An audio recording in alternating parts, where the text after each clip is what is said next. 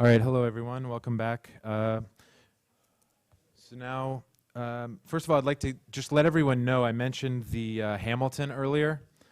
It's 14th Street, which is just when you leave the building, you take a left, and that's 14th Street, and you'll take another left, and it's number 600. So that's 614th Street, the Hamilton, afterwards. And next, I'd like to bring up Scott Summers for the regional coordination within EMS session. I was just saying that this after lunch thing is in a long day's meeting. This next guy better be interesting, but then I realized it was me, so here we are, doomed. All gonna fall asleep. The photo up here I thought was rather appropriate. It's a community care unit. Hits close to home for me. For those of you who don't know me, I was Vice Mayor of Mesa, Arizona for a term. I served 8 years on the Mesa City Council, City of Mesa, Mesa Fire Medical Department, under some outstanding leadership of Fire Chief Harry Beck, has been working with public-private partnerships and our own coordinated community areas around Southeast Phoenix metro area to do a community care unit. It's also one of the CMS Innovations grant. This is one of our community partners is CPR, in addition to IASIS Healthcare. So why it's so close to me is having gone through this and listened to this entire conversation about barriers to innovation in emergency medical services, having been involved in this process now for about 8 years from its initial inception until what it's evolved to today. I can tell you I've dealt with all sorts of barriers. Legal barriers, financial barriers, legal barriers that prevented financial sustainability of the system, regional coordination, how do you share data amongst partners when some of us are on EPCR and others are still writing on paper documentation. And if they're a ladder crew on B shift, they were writing it in crayon. So the firemen laughed. So there were some very interesting, it's been very interesting to hear the conversation. That said, Dr. Richardson and I were having a conversation out in the hallway looking at some of these recommendations, and what we found is there's a lot of crossover, and you heard that in one of the earlier presentations. There's going to be a lot of crossover from what the regional group talked about and what, say, data and some of the other groups talked about, finance perhaps. So what you may see in the recommendations that come forward, you might say, well, that's an interesting one, but really, we should roll that over to data, we should roll that over to another group, and that will not only shorten the document, but I think will make a stronger document in the end. So some of ours are pretty pointed recommendations, others are a little bit nebulous. So where did these recommendations come from? It wasn't just the group of learned professionals who were there. We really wanted to reach out and see what the recommendations were from EMS. So we had, keeping in mind, we had a very diverse group of folks from state and local government, commercial, EMS agencies, fire departments, volunteers, and you'll see that in these recommendations. So what were we focusing on? It was that very thing I was talking about. What were the barriers to innovation that we had to deal with? Data, paperwork, how are we going to collect it? And part of that problem in the quote that you've seen before, if you've seen one EMS system, you've seen it all, or you've seen most of them. And there's been some very interesting research done here within the last 10 years, particularly around cardiac arrest incidents and outcomes, that demonstrates even when you have a collaborative and you have entities that should be sharing the same training and information, and they're all in the same region, that there is huge differences, profound variability in the practice, equipment, and outcomes that are happening in the same region from community to community. And we've found that in our own system, too, as we try to create a more regional approach to our innovative model. So qualitative analysis results. So this is the results of the information. This is what came back to this committee, was assigned to this committee based on what was said by the folks who participated in New York and Los Angeles, and you can see there's a lot of difference. Now, first of all, on the bottom, you notice some things are crossed out. That doesn't mean it wasn't important. It just means it maybe flew a little bit outside of what we were discussing, or perhaps we were trying to roll it in. But you see a lot of discussion about trying to standardize protocols across regions. How do we make more collaborative systems and improve care? How do we engage employees? This one says specifically union, but we started talking about how do we engage all of the stakeholders, including the employees in this, regardless of design. Local payers and government, how do you increase expectations, shared outcomes? Firefighters should be given a choice of being EMS. We cut that one out because we didn't want to be talking about anything that's the decision of the local provider. If that's part of your job, that's part of your job. And EMS and how you negotiate with payers. So you can see some finance gets in here, a little bit of data gets in here. So keeping that in mind, what we end up with is a series of recommendations that tries to work in what the community itself felt was important as far as statements throughout. So our draft recommendations, once we massage this through, and well, this comes out a little bit different on this computer than on mine. Working with field EMS providers and federal partners in the healthcare stakeholders, the Centers for Medicare and Medicaid Services should incentivize the ongoing development of quality and performance metrics to facilitate better care coordination. There are several organizations and efforts that are continuing and ongoing for this effort. There doesn't need to be a new one. But CMS particularly was a partner that we were interested in drawing into this, and since pay was and reimbursement and sustainability of models was important. And we also talked a little bit earlier about the fact that I remember on one piece there was a discussion of performance metrics, but we really don't know what those are. This is an effort to try to create some of those. The second one is the second one that we brought out was interesting. We see a lot and we heard a lot from our constituents about outcomes. How do we measure outcomes? Well, those can be difficult to measure, and we talk about that a little in the first recommendation. But one outcome that kind of rose up in these conversations that can be measured in a program that I think was important and is important to innovation was the EMS culture of safety.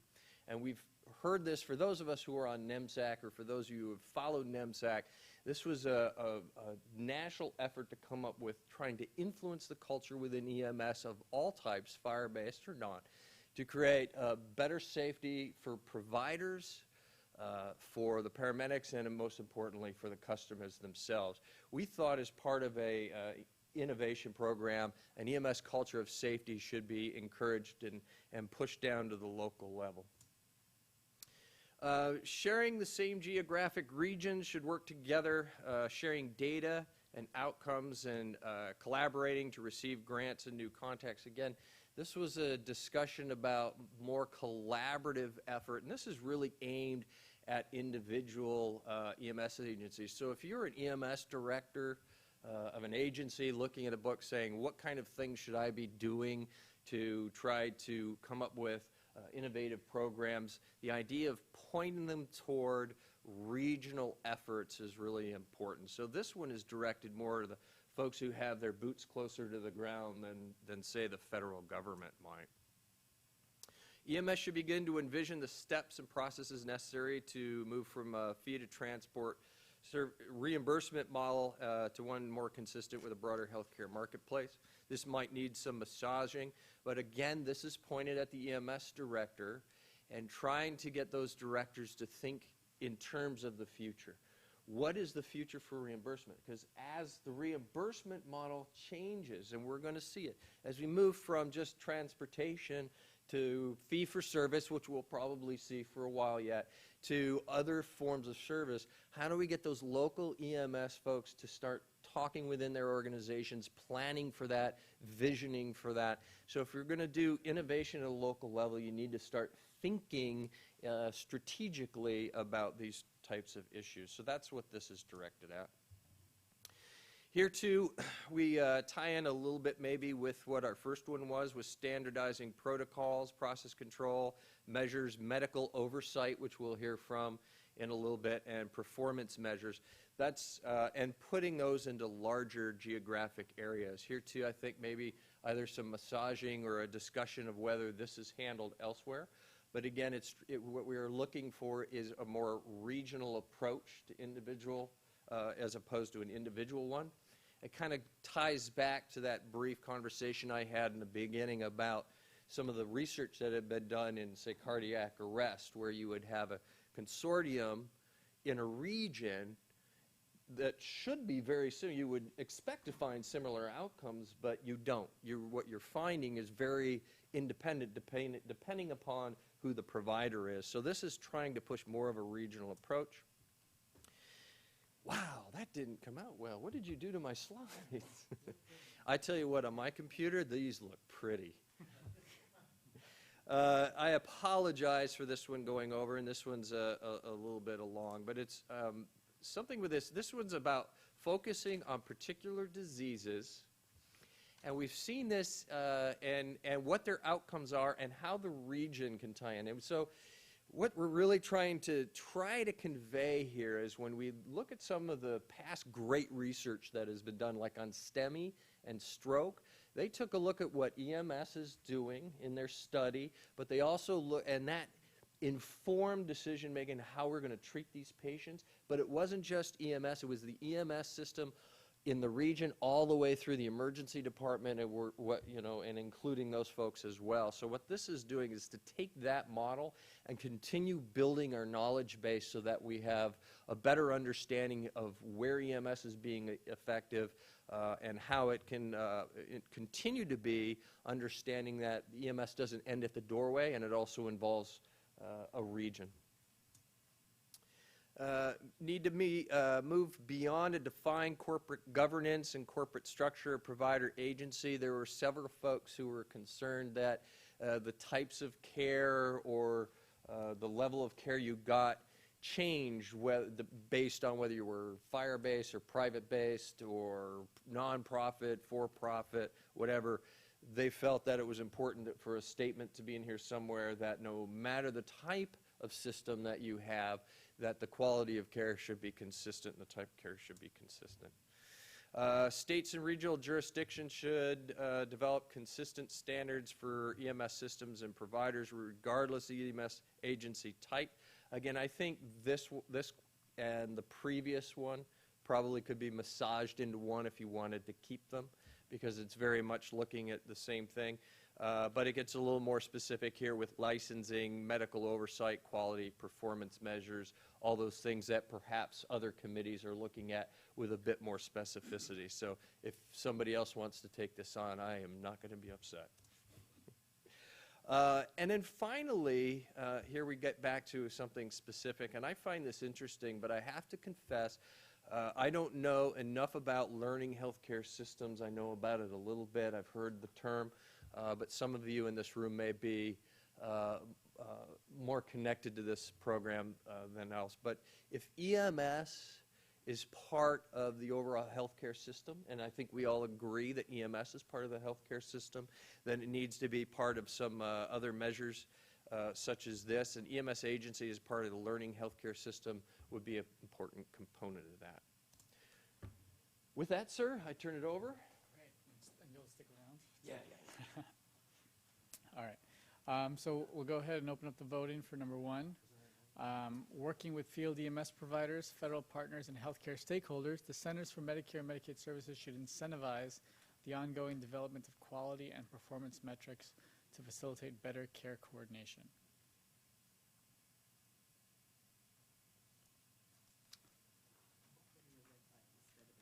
Sorry, I have to vote to. Go 4-1 go.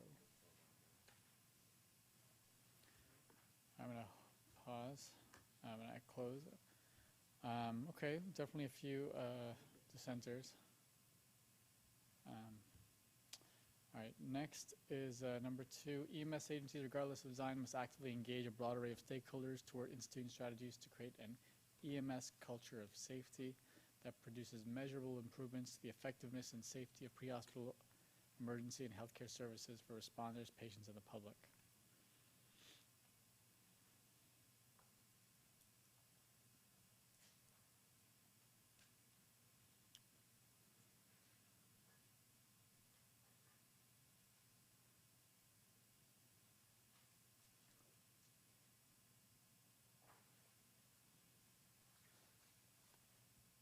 Okay. I think we lost a few voters. Hopefully they turned in their clickers, whoever left.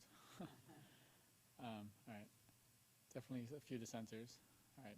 Number 3, different types of EMS agencies sharing the same geographical regions should work together by sharing data and outcomes and collaborating to receive grants and new contracts from payers. One point that I'm not 100% sure was emphasized is that all of these recommendations, the underlying issue, is fragmentation EMS, both in terms of jurisdictional boundaries, but also multiple agencies in the same market.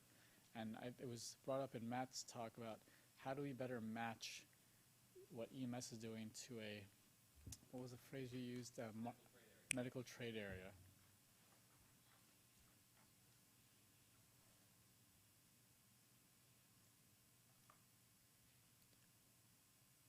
Okay. All right. Some dissenters on all so far. EMS should begin to envision the steps and processes necessary to move from a fee-for-transport reimbursement model to a system more consistent with other similar services within the broader healthcare marketplace.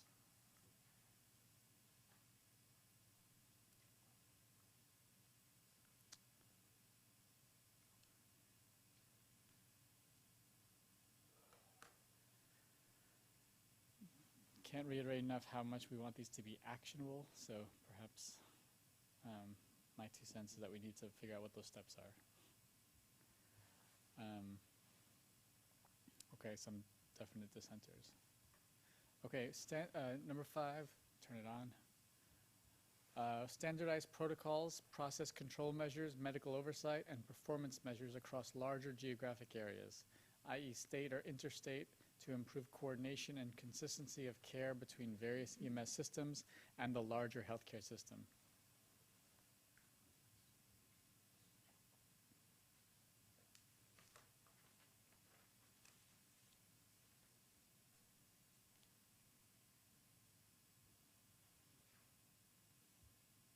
Wow. Almost a third, a third, a third.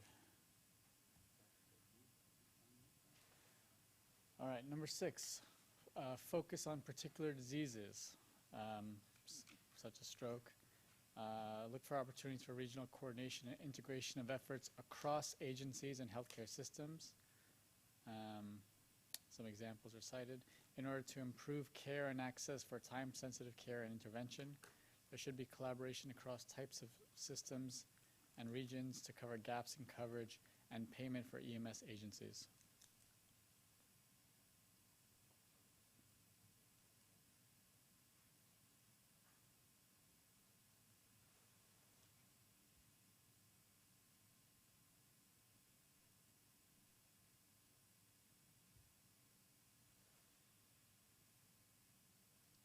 Huh. We haven't seen that yet. A lot of modification. Okay. Number 7 is open. States or regional jurisdictions should develop consistent standards for EMS systems and providers, regardless of EMS agency type, for licensing, medical oversight, quality, and performance metrics.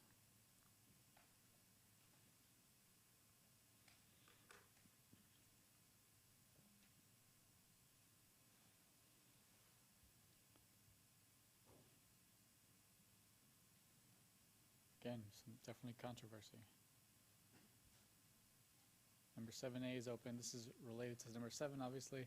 The EMS enterprise needs to move beyond being defined by corporate governance and corporate structure of a provider agency, whether public, private, fire, third service, hospital-based, for-profit, not-for-profit, etc.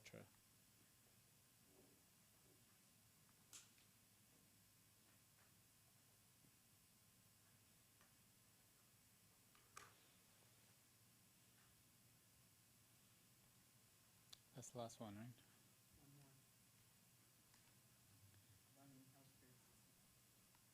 Okay, a lot of opposition to that. And number 8, EMS should be learning healthcare systems.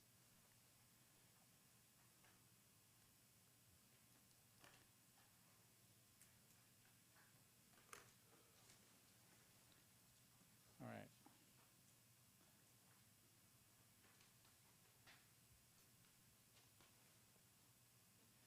So, you got your work cut out for you?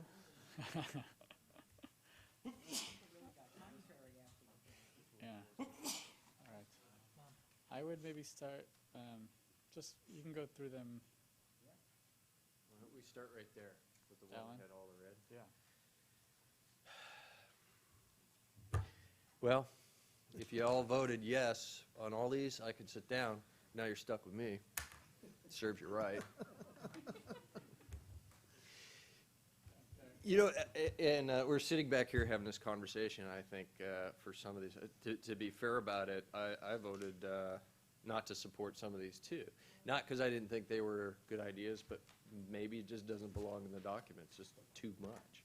So cutting some of this out, or maybe it belongs somewhere else. So with that said, we're going to start with this on the regional coordination EMS enterprise needs to move beyond. Mr. Wingrove, sir. Yeah, so I wasn't sure what to vote, but I voted support with modification because I didn't see what it was moving beyond to. That I could support EMS advancing, but it doesn't say what you should advance to. Doctor? Yeah, I support the sentiment, but it's not a recommendation. Right. It's not actionable, and that's why I voted against it. Sir? I was going to play off of Dr. Kupas's early recommendation that it be moved to an essential public health, public safety entity for these communities as the modification. If I may, because I voted against this for that very same reason.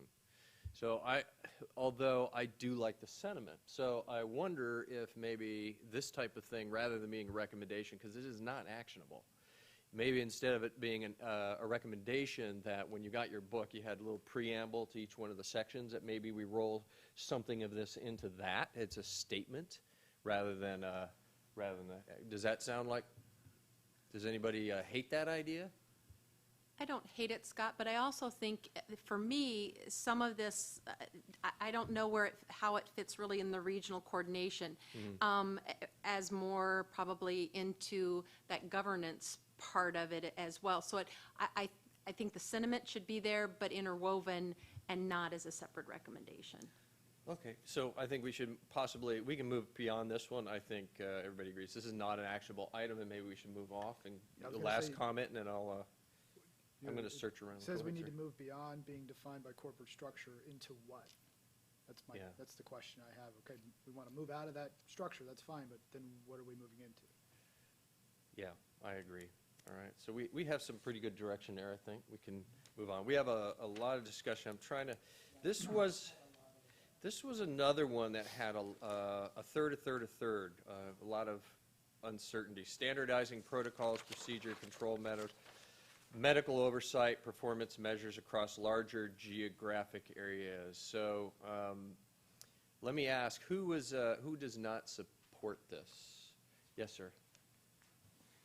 It's not so much that I really don't support this, but I see really all of these recommendations as addressing one obstacle, that obstacle being fragmentation. And that really is a piece of all of the other sections. I personally think this section should go away and all of the good sentiments should be incorporated in the other sections as appropriate. Excellent. Yes, sir? That was exactly my opinion as well, because it also looks like they all have one thing in common, and that's around evidence-based medicine or an evidence-based practice. And I think that that's true, and that's why I voted against 5, 6, 7, and 8, because they all, to me, seem to have that common thread. Yes, sir. Yes, ma'am? I'll add a comment to that, these themes are also well documented in the Institutes of Medicine report in 2007, and then also the Triple Aim. So I think there are great messages for preambles using IOM, Triple Aim, and other supporting documents to set the tone for where we need to head. Yeah. Who's in support Anyone in support want to speak up in defense of this one? I'm in Katrina? support of it, but go back to the other comment that it needs to be sprinkled in. It really isn't a standalone. It's no different. I should have the expectation as the Iowa citizen that no matter where I am in Iowa, that EMS that's provided by that authorized paramedic service is the same no matter what. Because I have that same expectation when I go get my Big Mac in McDonald's in Council Bluffs, Des Moines, or wherever. So that's what I think needs to be done. It's not a standalone, but the sentiment of it, I support. I Does that think make using sense? that analogy, a lot of EMTs and paramedics feel that they're paid the same as that analogy. Sir? Thank you. Yeah, thank you. Just a quick point. I agree with most of the comments that have been made. I'm just wondering, you know, as far as incorporating this with the rest of the document, one of the things that I don't think we've seen a lot of is, and maybe it's just a title change, maybe it's a philosophical difference, but I'm leaning a lot towards system development rather than regional coordination, and I think that may have something to do with these items that are in this section. Oh, excellent statement, Is that, Doctor. is that a suggestion for a different section called system development? Is that what you're saying? Different terminology. Different terminology. I'm sorry, I think these can be incorporated that are in here, but I also would like to see some recommendation towards system development. I think I want to make sure also in this conversation is the idea that, you know, common sentiment that EMS doesn't speak with one voice or is unable to speak with one voice. So let's at least realize that there was an attempt with these recommendations to try to overcome some of that. So if we're not hitting the mark, then let's make sure that there's some constructive criticism to that effect. And if there's some more constructive criticism, I think, the horse has been let out of the barn here. It's not a bad idea about, does this regional coordination really need to stand alone or should it fold into? So give some thought to some of these ideas that did have overwhelming support, where those might slide into, and that's what Dr. Richardson and I had talked about. Two more on this one, sir, and then I had voted yes with, or support with modification, only because this is, to me, it's consistent with what we were discussing earlier, where, you know, the state sets the floor and then the locals can set the ceiling, but with state oversight. The modification is, I don't know how anybody would ever hope to do this in an interstate fashion, but within a state, certainly. All the reorganization is fine, but when you're talking about standardizing protocols and procedures, keep in mind innovation is often not part of a standard. They are the anomaly. They're the outside the box. And so I think our change to just beating on chest for CPR instead of that old system we used to have would have taken forever if we'd have all stayed with standardized protocols, because the national group said do it this way for quite a few years after there were innovators saying, oh no, we're going to save more lives. So how you incorporate expectations for standards and accept innovation, got to keep an eye on it. all right. So we're not going to be able to talk about each one of these individually. So this is where utilizing the document before you and saying maybe move this to a different section or giving us your ideas, because some of these had a lot of support, but people wanted to wordsmith them. So if you would put those down. But one of the ones, I think this is the first time we saw this type of distribution. People seem to like this idea, but it needs a lot of work. So I'm going to open the floor to this very long recommendation and see what you folks feel about it. Who wants to go first? Sir. I actually voted against this, but I could see how you could potentially tuck something in. My comment will be a little bit more overarching in that I think this, the culture of safety, maybe the learning healthcare system, you know, to me that it's hard to figure out how they go into this because the rest of the document doesn't seem to quite be related, except that the rest of the document is very heavy toward community paramedicine, mobile integrated healthcare.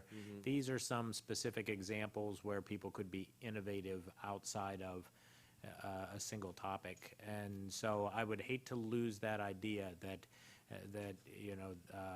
innovations related to patient safety. I mean, I don't know that it should even be tied directly to culture of safety terminology, but innovations that make EMS care delivery safer for patients shouldn't be something that we lose. The fact that to be an innovative EMS organization, you should have and know and follow some of the principles of a learning healthcare system shouldn't be something we should lose. But how you fit those in, it's a little bit sporadic. I like Tom's suggestion, actually, that this maybe should be talking about the system of innovation, or how innovation works in a system of care, and some specific examples of how that's related. Great. Yeah, I had the same thoughts when we were discussing the issue of culture of safety, that it's not really necessarily an innovation, but it does potentially spur some innovation, and I think... Right. I think it spurs innovation and is worth discussing. Gary, did you have something? Yeah, I was just going to say, I think this might be a case where less is more. Agreed. There's a lot of specifics in there, but my note says it should be broader, and I wonder if you took some of the words out and made it a little broader, if you might get less with, or you might get more with less words. Yeah, I Sort of in certainly support agree. of what Dr. Koopa said.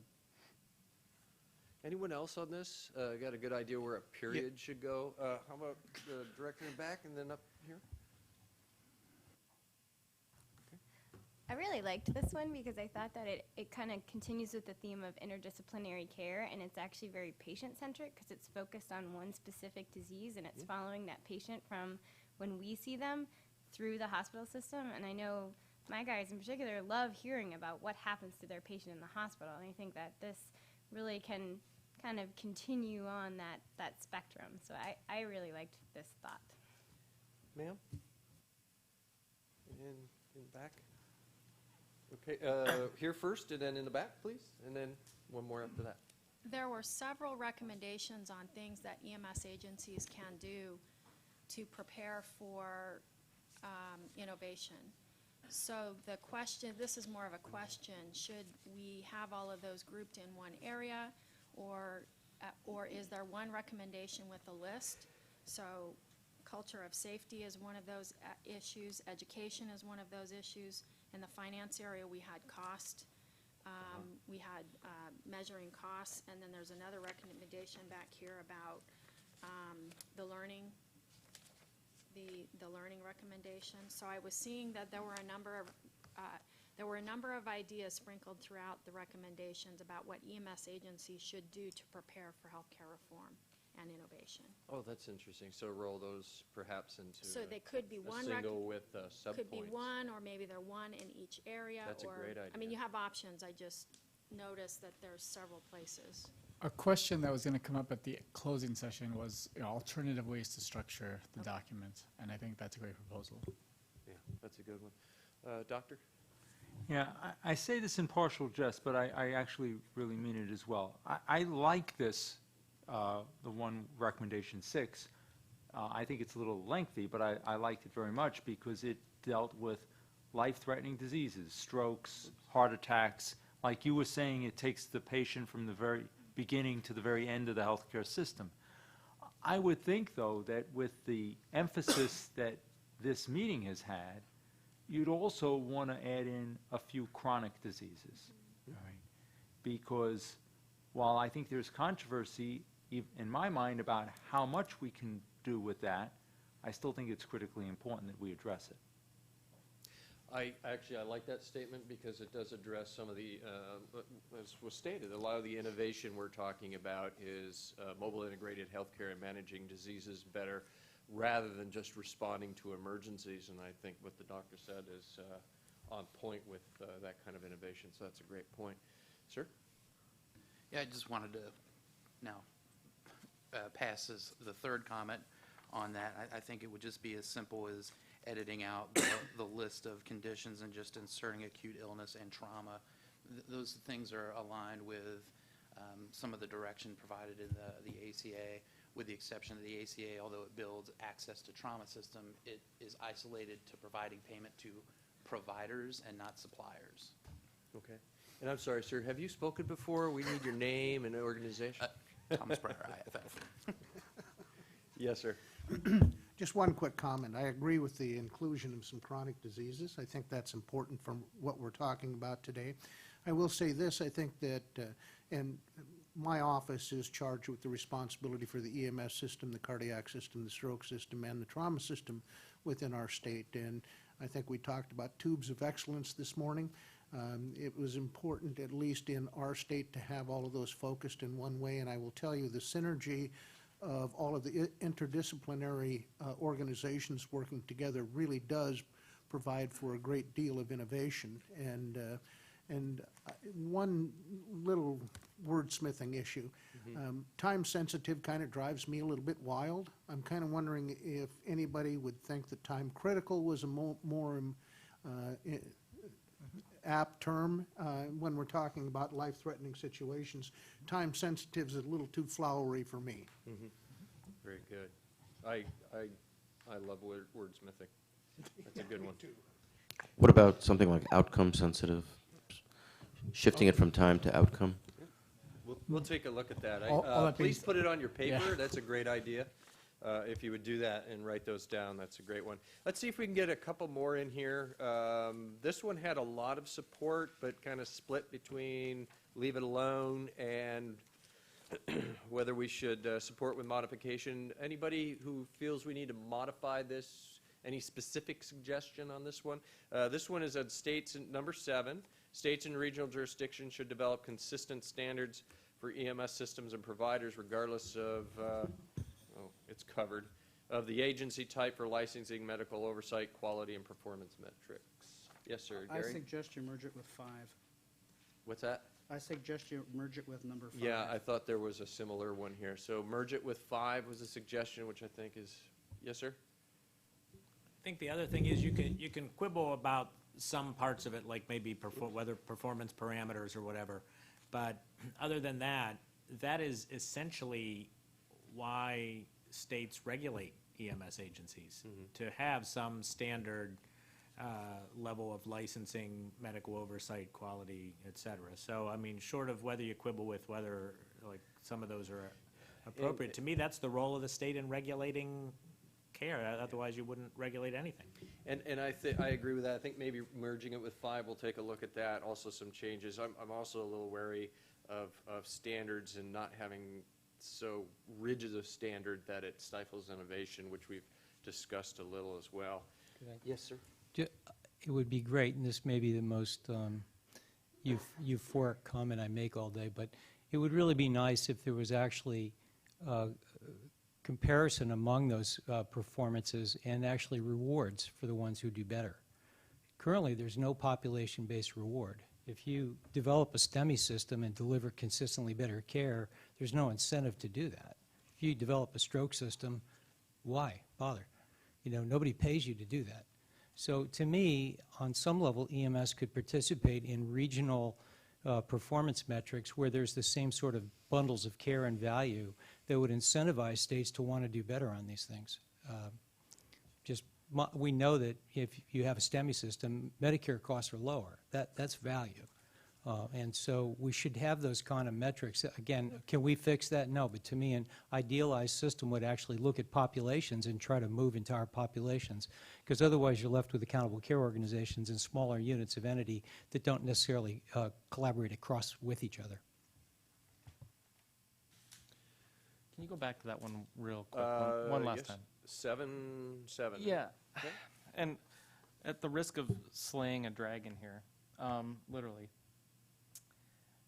one of the biggest challenges I think a lot of us have when we say EMS agency, are we talking about transport only? Or are we talking about everybody that impacts the care of that patient before they arrive at the hospital? Meaning the ski patrol, meaning the fire service agency that co-responds with us, or X, Y, or Z other people. Even so, people that have a stake in the game, should they not also be required to be regulated? So I don't know if that's where this is leaning, and that's why I kind of went, this needs more clarity. So if it's just on the face of it, transport agencies, we already have that. If it's in the vein of improving care overall, I could see that really being a new way to innovate care, because we're Well, looking at the if I patient bring up from the number time 5 that they here, which call. Gary had suggested we might merge it with, how does, and by the way, there seems to be a lot of no votes here, 31%, it's pretty substantial. So when you look at number 5 and compare it to number 7, do these merge well? Does it add any clarity? Is it still, you're shaking your head, so I assume not. Well, because I see that as the state mandating the protocol I must use Okay. versus, For or a number region 5? versus number 7, which is actually developing standards. I think those are two different types. Saying thou shalt use a protocol is much different than saying, here's the standard by which you shall operate. So we're leaning, if there was some kind of merge, leaning far more heavily to 7 than 5. Does anybody disagree with that? Scott, I was going to suggest you remove the word protocol from number 5. That's a medical director's job, local Okay. medical director's job. Standardized protocol. Yeah, and then I think they merge nice. Everybody see what he's saying? So standardized process control measures, medical oversight performance measures. And then that merges, pardon me, with 7. Yes, ma'am? I think it's really critical, the most important thing that 5 and 7 say, and it is in 5, is the regionalization of the system. To me, that's the most important point. And so as payers are looking at the medical trade area, the EMS providers in that region need to be behaving in similar ways. Terrific. Thank you, everybody, for your time and attention. We knew that this one was going to be a little bit more of a challenge than the others, but I've been told by our gracious hosts that they're tired of listening to me. So we are going to turn it over to someone more learned. Thank you. Okay, so we'll move right along. Thank you, everyone, to medical direction. Dr. Kupis.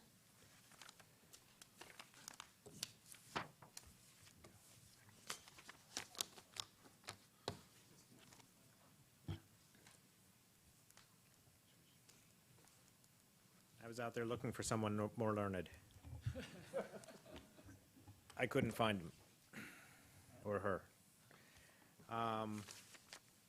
Okay, this is medical direction, and for a number of reasons, I've gone rogue and don't have slides beyond the recommendations. Not as rogue as Gary, changing all of them, but I went rogue and just didn't bring any. So we do have the recommendations up here, and I really just want to make a few points about them, and then we'll go back and do the voting. I think that anything I would have put in slides would not have added a whole lot more to that. I will say that we have an introductory piece that talks a little bit about the EMS agenda, or that talks a little bit about the 1973 EMS Systems Act and how medical direction was one of the elements that was left out of the list of 15 core components. The EMS agenda corrected that, I think, in two ways. One, it added medical direction, but it also added research, both of which were left out of the 1973 document.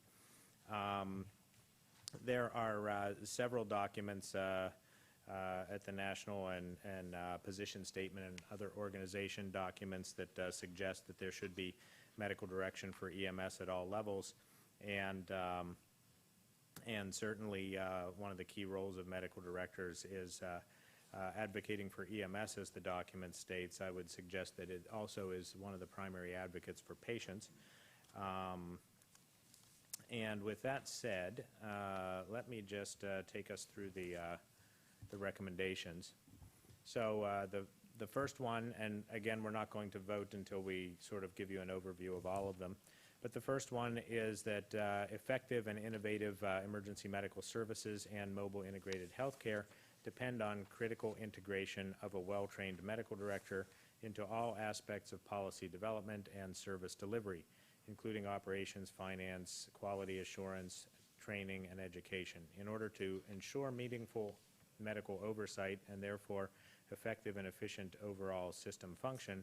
The medical director requires dedicated time, sufficient funding, and well-delineated authority for this purpose. I would point toward things like the role of the medical director position statement of NAMSP, and if we take this a little further from the global medical director to things like state medical director, NASEMSO, NAMSP, and ASEP have a role of the state medical director document. They all have this principle to some degree or another. I'm sure there could be some quibbling over all of the potential things that this suggests medical direction touches. But I think the basis here is, should there be a well-educated medical director who also not only has the responsibilities but is given the appropriate support, and whether that's dedicated time, funding, or other assistance to do and resources to do the job. The second is medical oversight should be structured around a central medical director who collaborates with and has oversight over other specialists.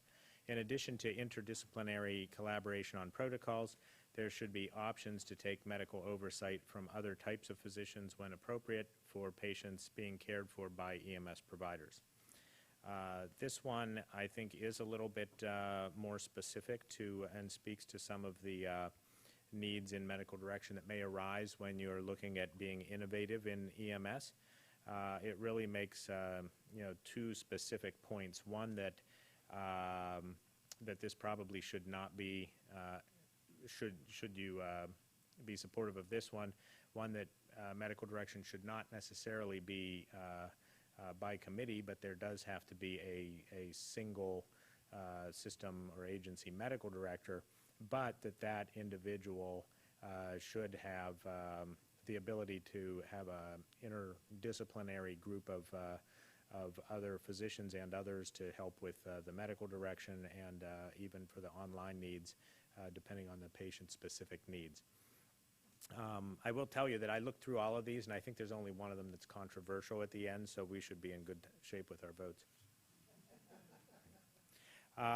Number 3 is that I just won't tell you which one's controversial. Number 3 is that the EMS core content and fellowship experience should include exposure to and training in population health and non-emergent patient care initiatives.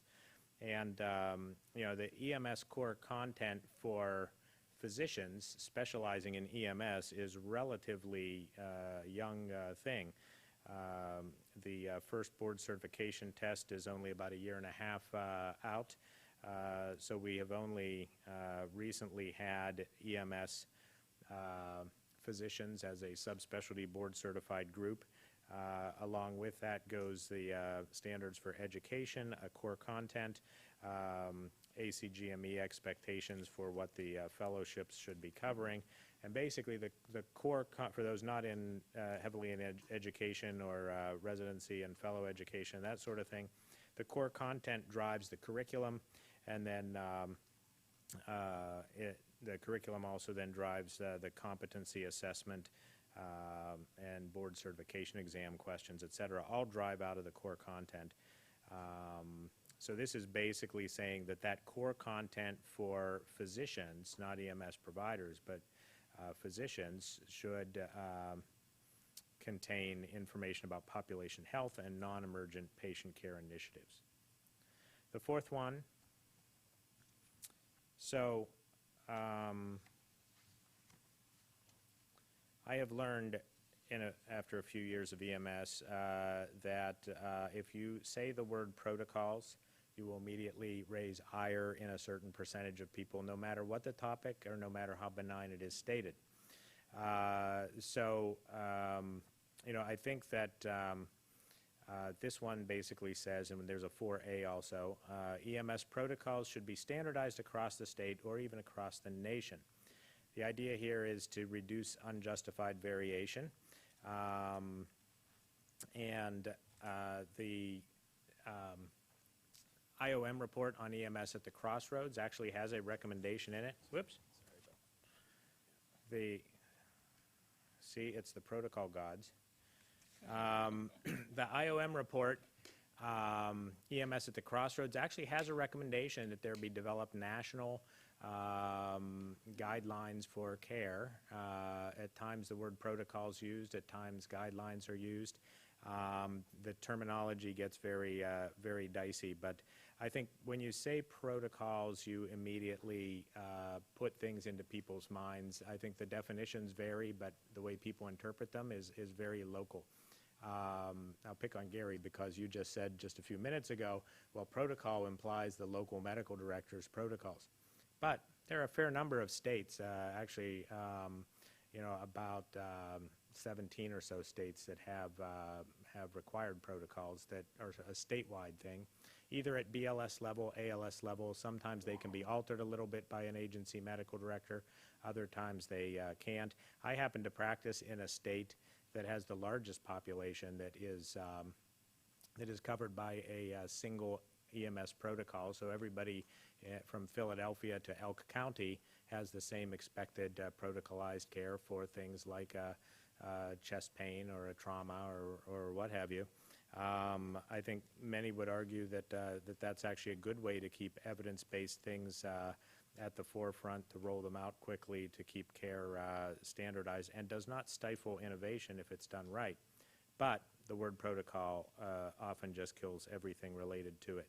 So NHTSA has done a lot of work with evidence-based guidelines.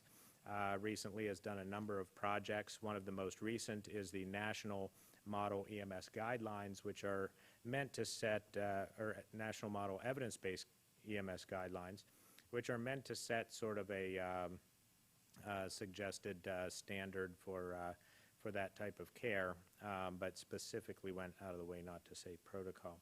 4A, on the other hand, is a little bit of a different, whoops. Oh, we don't have 4A up here.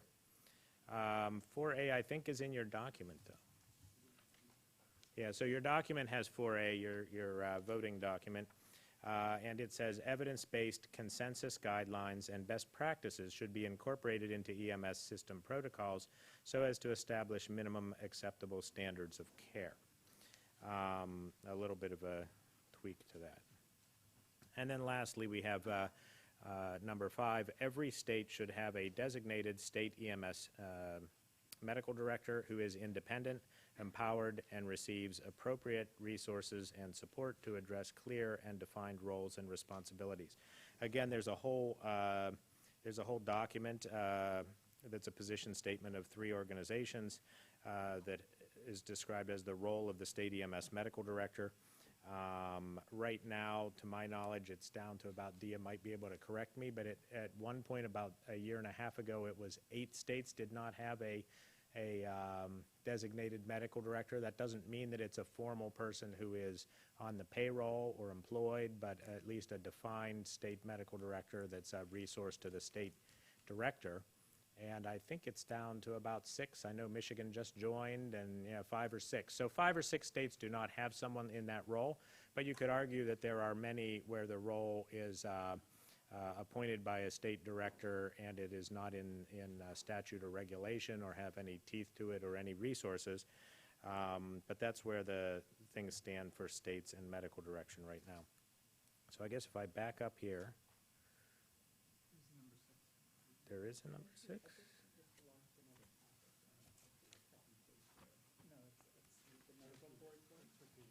Whoop, you're right. There is another number 6. I think the back page fell off of my packet. 6 is states should, I guess we have it here.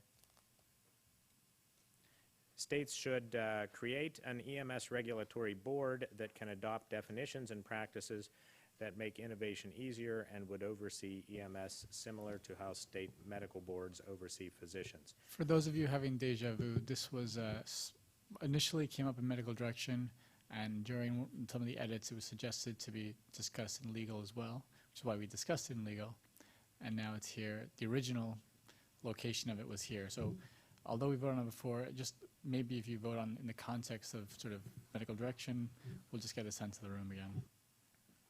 That might alter, now there might be 2 controversial ones, I don't know. All right, so we'll go through the vote. Did you want to drive the vote?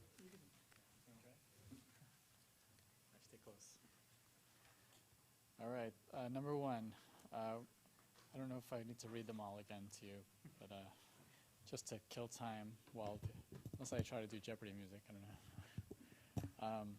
Effective and innovative EMS and MIH depend on critical integration of a well-trained medical director into all aspects of policy development and service delivery, including operations, finance, QA, and training and education, in order to ensure a meaningful medical oversight and therefore effective and efficient overall system function. The medical director requires dedicated time, sufficient funding, and well-delineated authority for this purpose.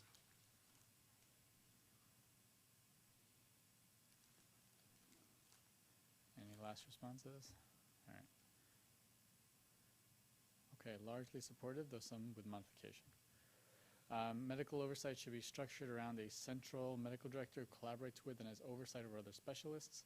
In addition to interdisciplinary collaboration on protocols, there should be options to take medical oversight from other types of physicians when appropriate for patients being cared for by EMS providers.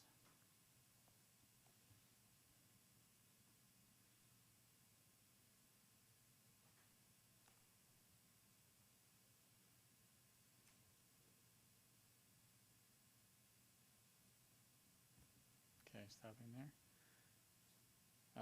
A few dissenters. The EMS core content and fellowship experience should include exposure to and training in population health and non-emergent patient care initiatives.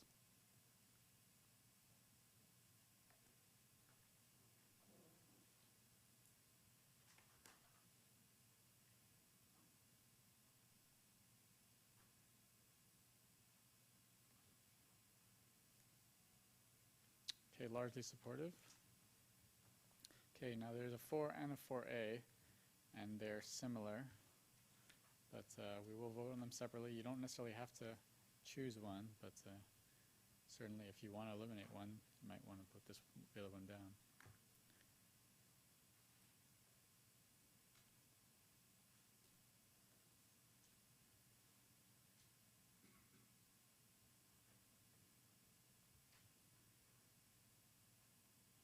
Okay, largely rejecting. And, 4A, that's the one we don't have, right? All right, just by show of hands, I'll read 4A. Is this the right one? No, it's the wrong sheet. Evidence-based consensus guidelines and best practices should be incorporated into EMS system protocols so as to establish minimum acceptable standards of care. Those of you that support, raise your hand. Wow. Okay, those with support with modifications? And those of you that do not support? Okay. Now we know. Number 5, every state should have a designated EMS, every state should have a designated state EMS medical director who is independent, empowered, and receives appropriate resources and support to address clear and defined roles and responsibilities.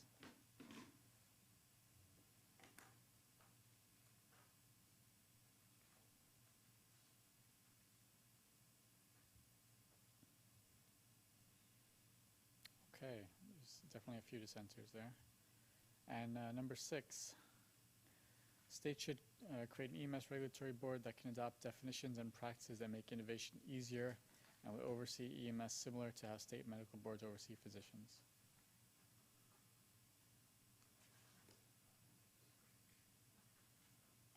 Thank you. Okay. So, invite Dr. Kupus back. I guess I would start with, I think between 4 and 4A, let's establish. Okay. And let me ask you, number 6, how do you want to handle that, since it really was it was discussed elsewhere, and you were just sort of taking a vote to pull it under That's medical fine. direction? You don't have to discuss it. Don't want to discuss it? Okay. All right, well, you saw the results on 6, but since it was discussed elsewhere, this will just be additional polling data. And we'll work backwards here and start with 5 and 4 and head up through. So every state should have a designated state EMS medical director who's independent, empowered, et cetera. Why don't we hear from the 19% that feel that's not a good idea? Baxter. It's not that I don't think it's a good idea. I would just like to combine number 5 and number 1. I don't think there's really a need to have both of these as recommendations, so that's why I said no. I wasn't suggesting you were totally against state medical direction. Gary, you had a hand?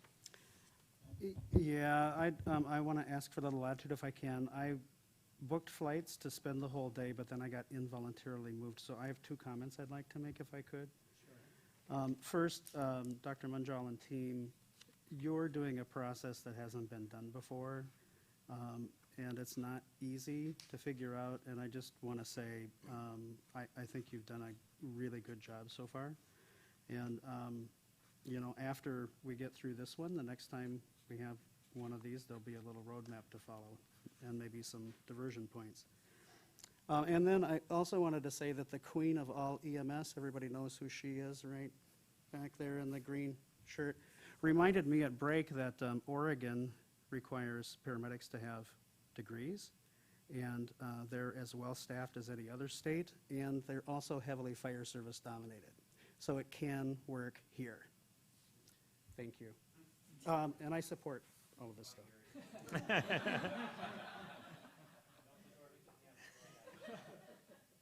And he gives a balance of his votes to Matt, right? All right. Any other comments on, in particular, those that didn't support the concept of every state having a designated state EMS medical director? Yes. Yeah, I'll wade in. I think physician medical advice on policy, I support a balanced approach to that. So I've always advocated, and using the word I because I'm not sure how, I realize I'm sort of a minority, but I always like the fact, I mean, because one doctor likes a steak and the other likes salad, and if you get 4 or 5 of them together, you get a whole balanced meal. And so when you're wanting the state policy to be guided by balanced conversation, I just think you need more than a state medical director. Reason for my opposition. Other comments on number 5? Yeah, just along those same lines, I think you have to define how you become a state medical director. Like, it's an appointment. Again, what is that person's experience, and you know, have they had their hands on any actual system medical direction in terms of, you know, sort of feet on the ground kind of work. So I think it just needs some detail. I think it's fine. And again, I sort of agree. I don't know that it should be one person, and whether they have the ability and the authority in any case to impact multiple systems and system models around the state. I think it ends up being a much more local problem for the individual medical director. I'd like to remind anyone leaving early to make sure they turn in their clickers, that we don't have to pay for them. Thank you. I thought you were going to ask for their votes and their thing, but you're more worried about the clickers. The votes too, thank you.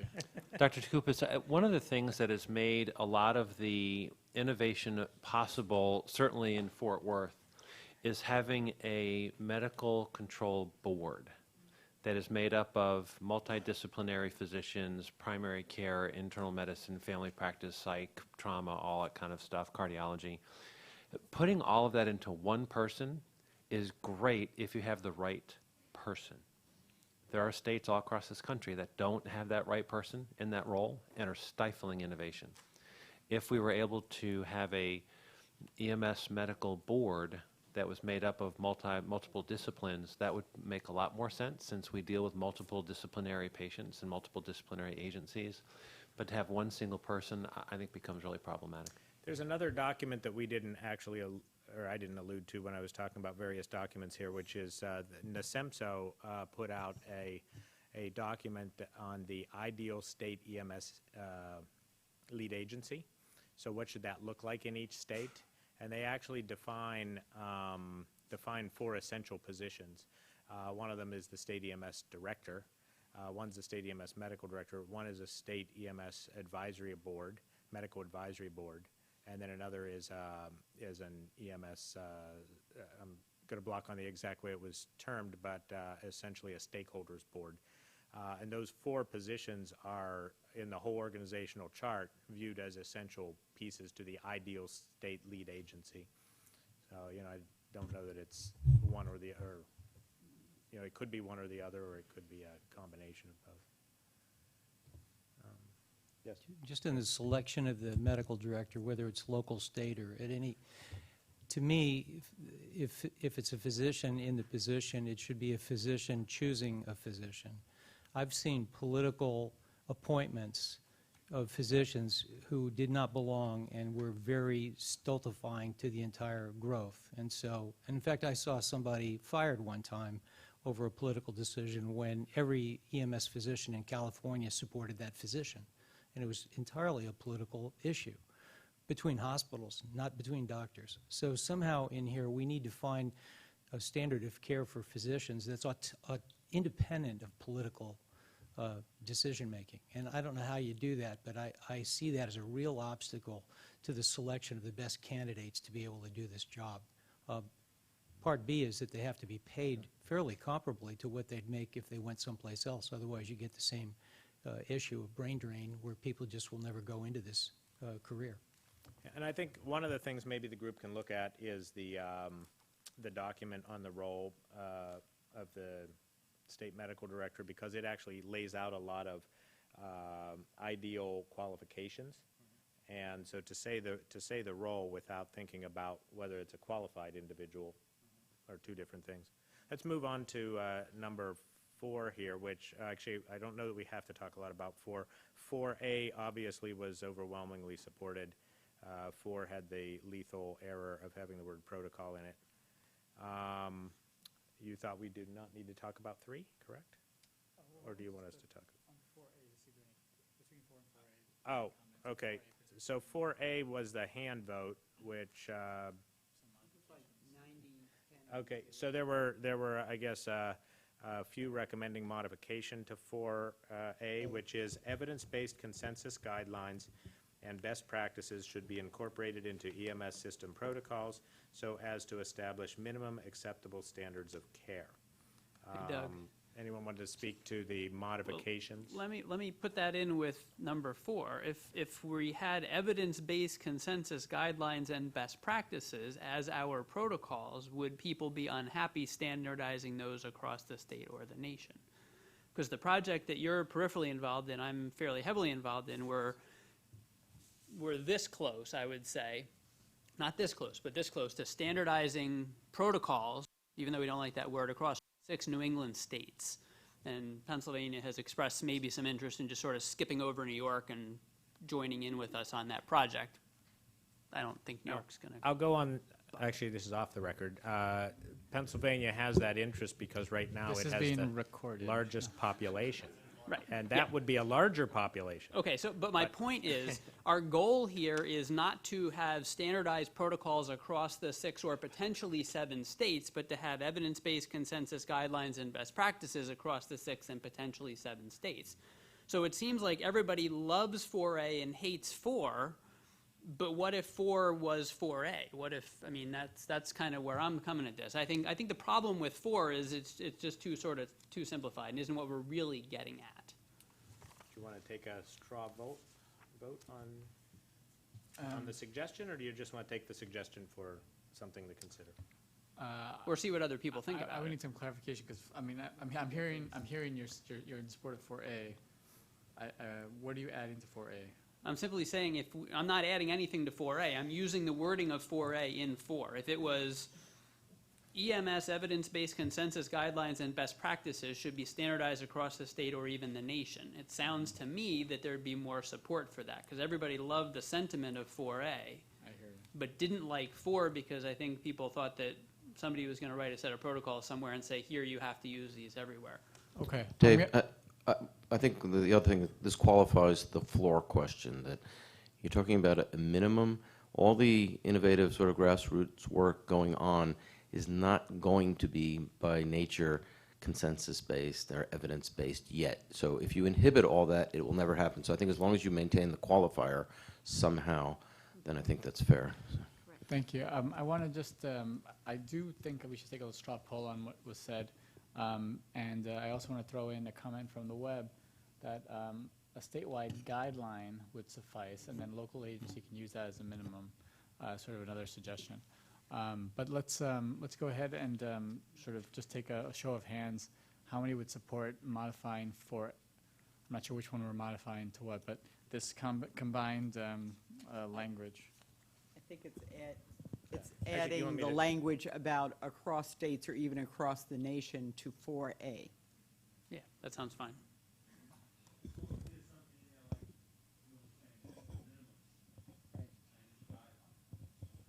Yeah, Yeah. that's the approach we're taking in this New England project. All the states agree that's the minimum. If somebody wants to add something on top, your state has to have a process for doing that, et cetera, yeah. Okay. We're not being proscriptive. We're trying to By standardize the. by show of hands, who would support this modification?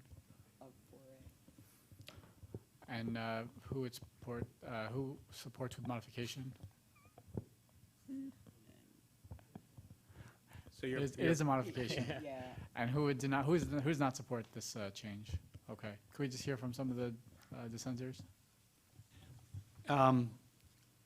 My problem is that when you look at evidence-based practice, the people that work in large urban environments that do the majority of the research that the evidence is going to be based off of is not necessarily the practice around the country. And I'm just afraid that we may not be comparing apples and apples and apples and oranges. We're going to have different types. So I think that if you're looking at a simple thing like cardiac arrest, I think we could come up with that. But when you're looking at other types of aspects of evidence-based practice, I don't think you can be able to do that. So that's my opinion. Completely agree with Dr. Baxter-Larman. I also think when you start, we're talking about innovation, and I keep trying to bring you guys back to this, that you can't innovate in a prescriptive manner. And could you imagine if we asked Steve Jobs to innovate, but only use the pre-Pentium chip? That's all you can use, and that's what you guys are saying. So don't innovate in a prescriptive way, and that's what you're trying to do. But that's why it says minimums. I mean, well, again, you're establishing a baseline. But minimums then become somebody else's maximum, and that's unfortunately what happens with laws when you do that. Okay. And I guess I would just throw one comment from the podium in that, I think this is it's a great example of one of the difficulties with this, because there's like a middle ground on, when you hear some of these things, you can think of it in one direction or the other.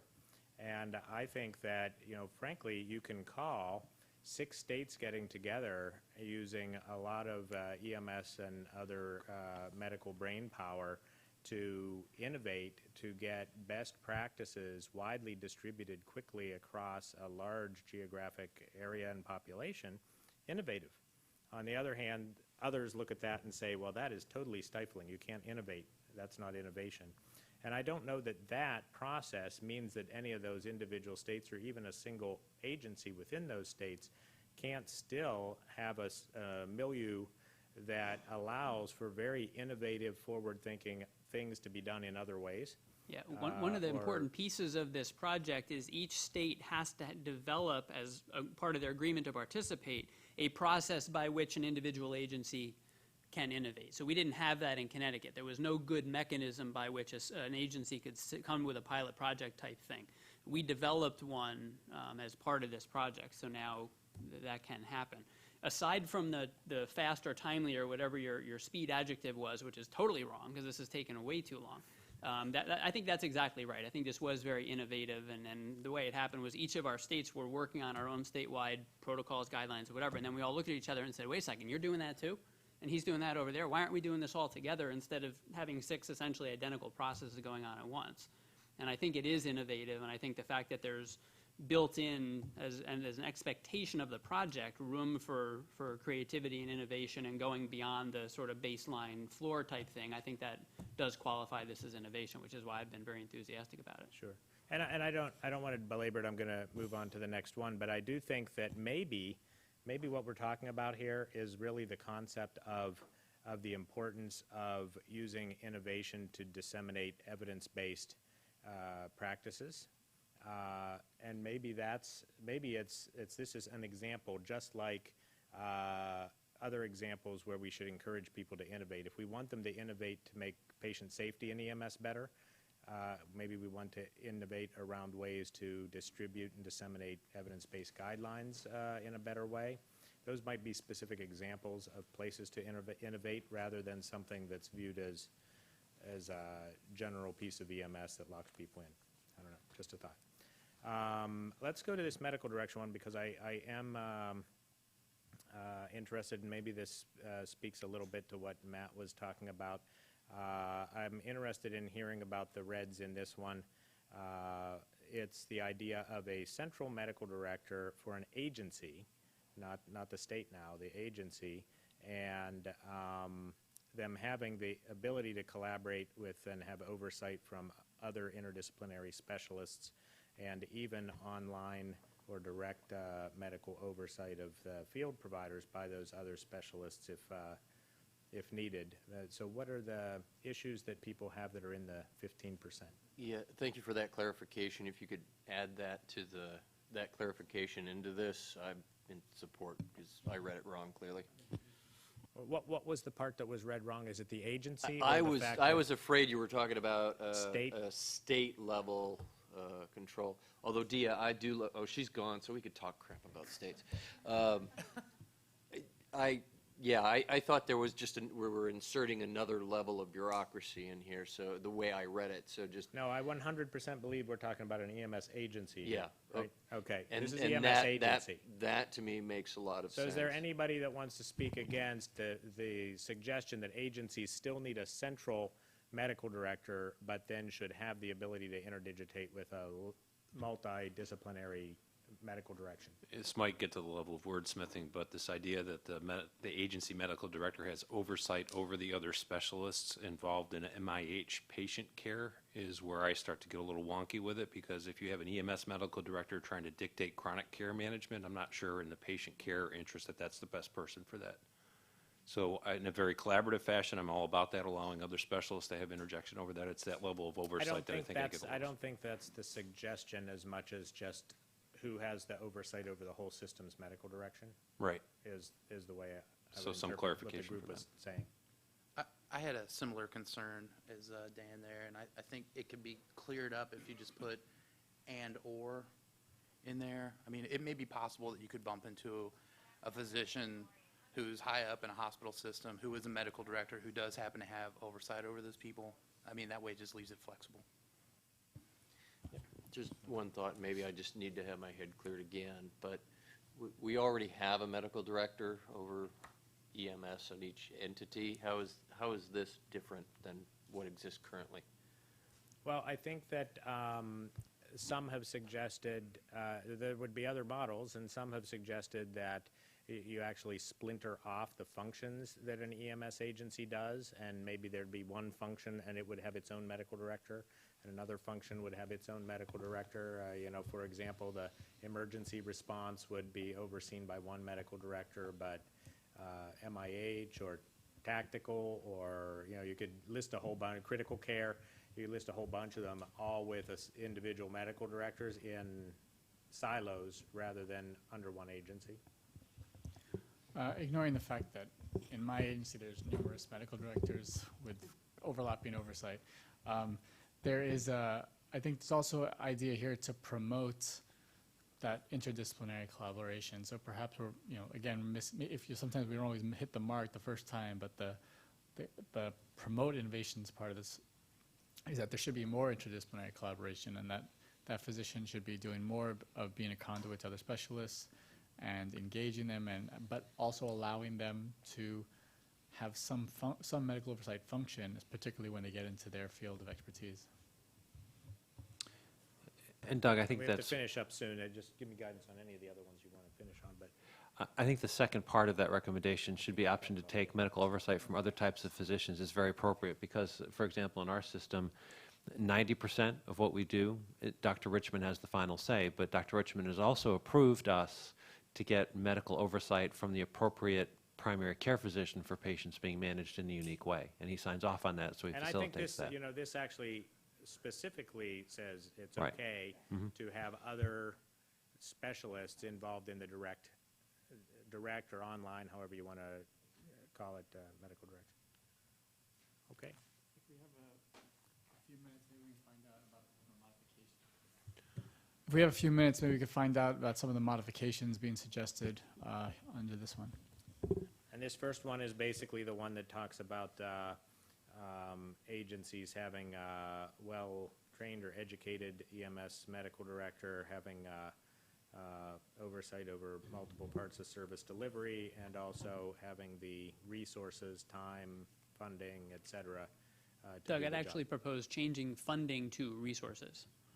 It could be secretarial support, it could be office space, whatever. So the modification I'd like here is to just change that one word, funding, in the last line to resources.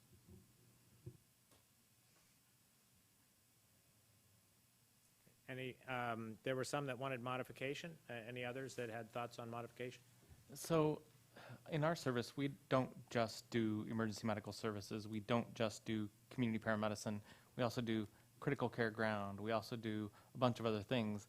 My wordsmithing was around the fact that you kind of label out two things. Why not just say effective and innovative healthcare, depend on critical integration, blah, blah, blah, blah, blah. And then I get down to the part where I don't want my medical director involved in operations and finance at all. And I think that that lends it, I mean, I want the medical director to be giving me their best evidenced opinions and suggestions on what we should be doing for patients, not how I respond to a call. And that's what I'm taking operations to mean, so I'm not sure if that's what that meant in that.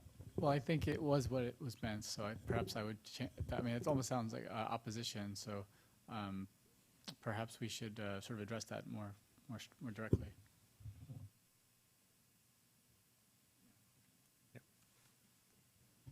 So I think what you're expressing, all the reasons that I think innovation in this field will potentially fall flat are all the reasons that the basic emergency medical care that most of us provide currently falls flat in most systems, which is we disconnect the medical mission from the operation. Typically the operation, the finances, all that stuff drives everything, and the medicine gets sort of shoehorned into that. And I think the proposal here is to turn this the other way, that you cannot translate, effectively, policy and program into care in the field in the absence of being directly involved in how finances work, how basic quality assurance work, operations works. Completely agree. And so I may turn it on its head even further and say, why stifle innovation at all and have a physician involved at all? Why don't we have paramedics that oversee paramedics and are really the people that are the professionals that oversee our education, our clinical practice, and because we know our industry the best. Therefore, I mean, if that's what you're actually saying, then I think that's what we should be advocating. Right. So I would just say that what it really, I think is really meant to say is medical direction and oversight. That includes a medical director and paramedic and or other staff in an office that provide medical direction. So I see it as an integrated whole and not one exclusive of the other. So I totally agree with you. I just think they can do it very much in tandem. So as a medical director, I'm Jeff Elder from New Orleans EMS. I've been quiet all day. But as a medical director who also is the director of a service who has that operational control, for better or worse, I think you have to have the medical direction as a component of the operations piece. If you are blinded to it or you aren't involved in it, no matter how much I love being involved in a budget meeting, you have to be involved with it in order to really push things forward, because if you're not, things are going to get left out, and it's going to become much more just, hey, this would be a good idea with no teeth behind it. And I think that's where it gets important. Yeah, I don't think the medical directors really care about, what tire is ordered for the ambulance, or whether it's, 1.1 or 2.2 or whatever it is that is decided upon.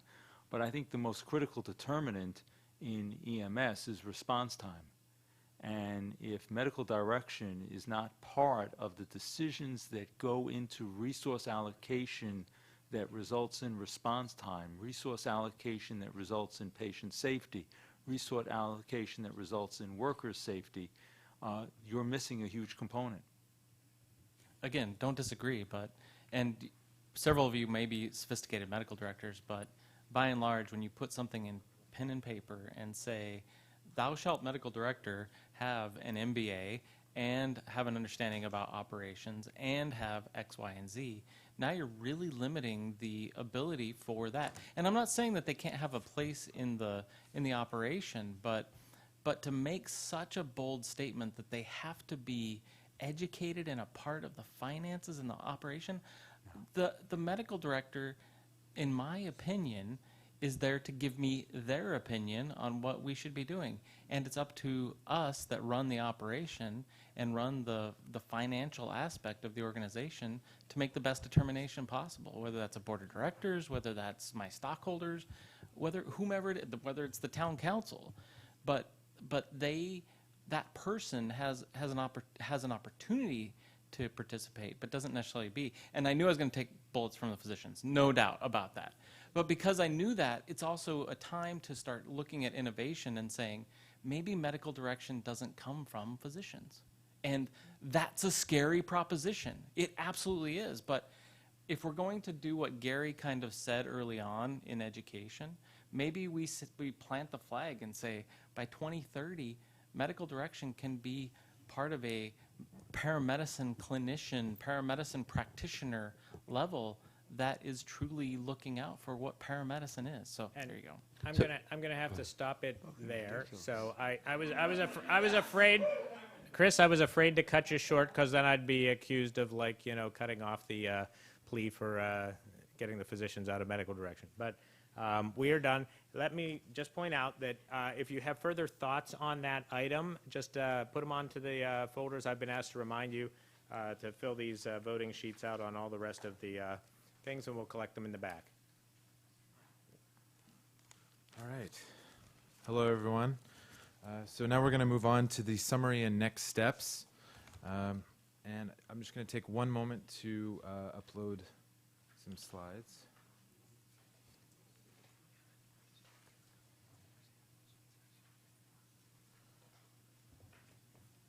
I want to take this short pause to thank you guys all for really great input throughout the day. I hope that everyone feels like they've had a chance to be heard in this meeting. I think that's probably one of the most important things. And it's also, all the recommendations came from this group, by this group, and so, I hope that all of you take ownership of it, for better or for worse, and help to make it better. Dr. Dunford is about to start. All right, good. So we thought when we closed, we'd sort of leave with the idea that there are innovations that are ongoing, and that everything that we've been dealing with today is going to take a lot of work. And I think that one of the messages that we want to come back to is the idea that innovation is doable even today. I mean, a lot of this has been, well, if the federal government would only infuse $50 million, and if we could only get PhDs for, and all that. So, I mean, there's sort of different levels that we are kind of discussing where we're going to go. But I just think that one of the key things is to keep in mind that part of what an innovator does is innovates around obstacles. And, you just basically, what we also want to do in this document is show examples of it. And not that I'm going to put myself out there, but we've done a couple things in San Diego, let me just say. Now, for starters, this is just as a QA graph. This is just scene times of gunshots and stab wounds that went lights and sirens to the hospital over the last 8 years, and what's the average scene time for the ambulance. Look at this. I mean, this is a publication here, right? We've driven our times down consistently every year. Is that innovative? No, we just keep hammering on people, make it quick. You don't do certain things on scene. Did we get rewarded for getting better at doing this? Not at all. Did anybody see that we did this, that we've actually implemented this strategy in my community and maybe it saved a life? Not one iota. So why do we even bother? Because it's part of the teaching and the education, right? Because we know this is real. Here's another simple example. One of our faculty who was a fellow with us, Dr. John Serra, highlighted all of the cardiac arrests for a number of years in the community, and then he overlaid with that who got CPR and who didn't. And those different zones that are colored in by either 1, 2, or 3 statistical measure had disproportionately low incidences where anybody did CPR. This is very similar to what Camilla Sasson has published in the New England Journal and others. Existing data, literally John did a hand count and we sorted this stuff, but this became an innovative approach that we brought to the American Heart Association to said, here's how you could prioritize your CPR training. We think that this might make a difference. You know, earth-shaking, save lives, I don't know, but it was innovative. Did we get rewarded for it? No, we probably got poked in the eye by somebody with a sharp stick. I don't really remember, but we did it. Where I've spent a fair amount of time in the community medicine arena and where I think innovation in our world is, it has to do with community medics. And this is a picture of me in the emergency room at UCSD surrounded by patients all coming in at the same time by ambulance for the same problem that they had been seen within 7 days in the same emergency room. These 3 patients were captured, had all been seen in my ED the same week, and it was basically the revolving door problem, you know, captured probably better than it ever could be. We created a community paramedic program. This thing is entirely funded right now by Rural Metro Ambulance and the beneficence of a lot of people who are doing this in kind. And we are connecting to community resources all over town, specifically focusing on frequent users. That means we've gotten to know everybody who's a player in downtown San Diego in the homeless arena.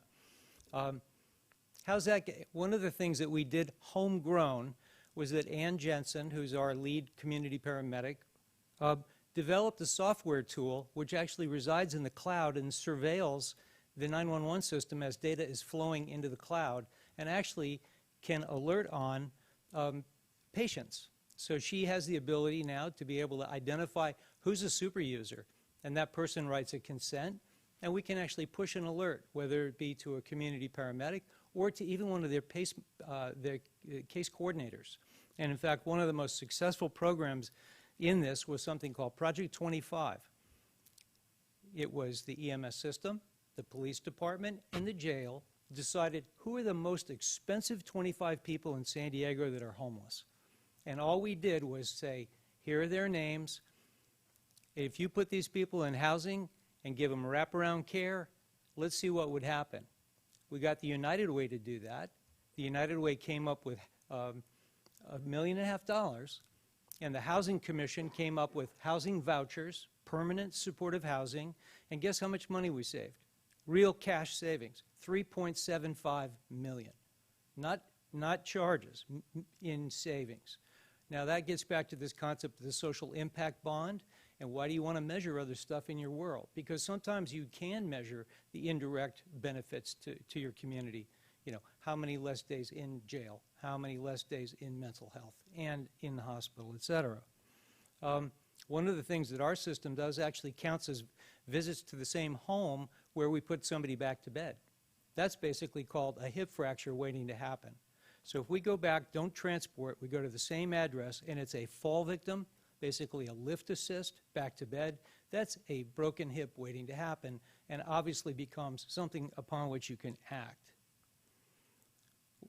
There are reward systems for actually creating this kind of stuff, and the guys at MedStar won the same award that we did. This is a AHRQ Innovation Exchange. This is national recognition, federal recognition of an EMS system using data, which isn't all that fancy, to be able to decrease transportation and cost. So, you know, there are ways that EMS can actually bring things forward and be up on the Innovation Exchange website.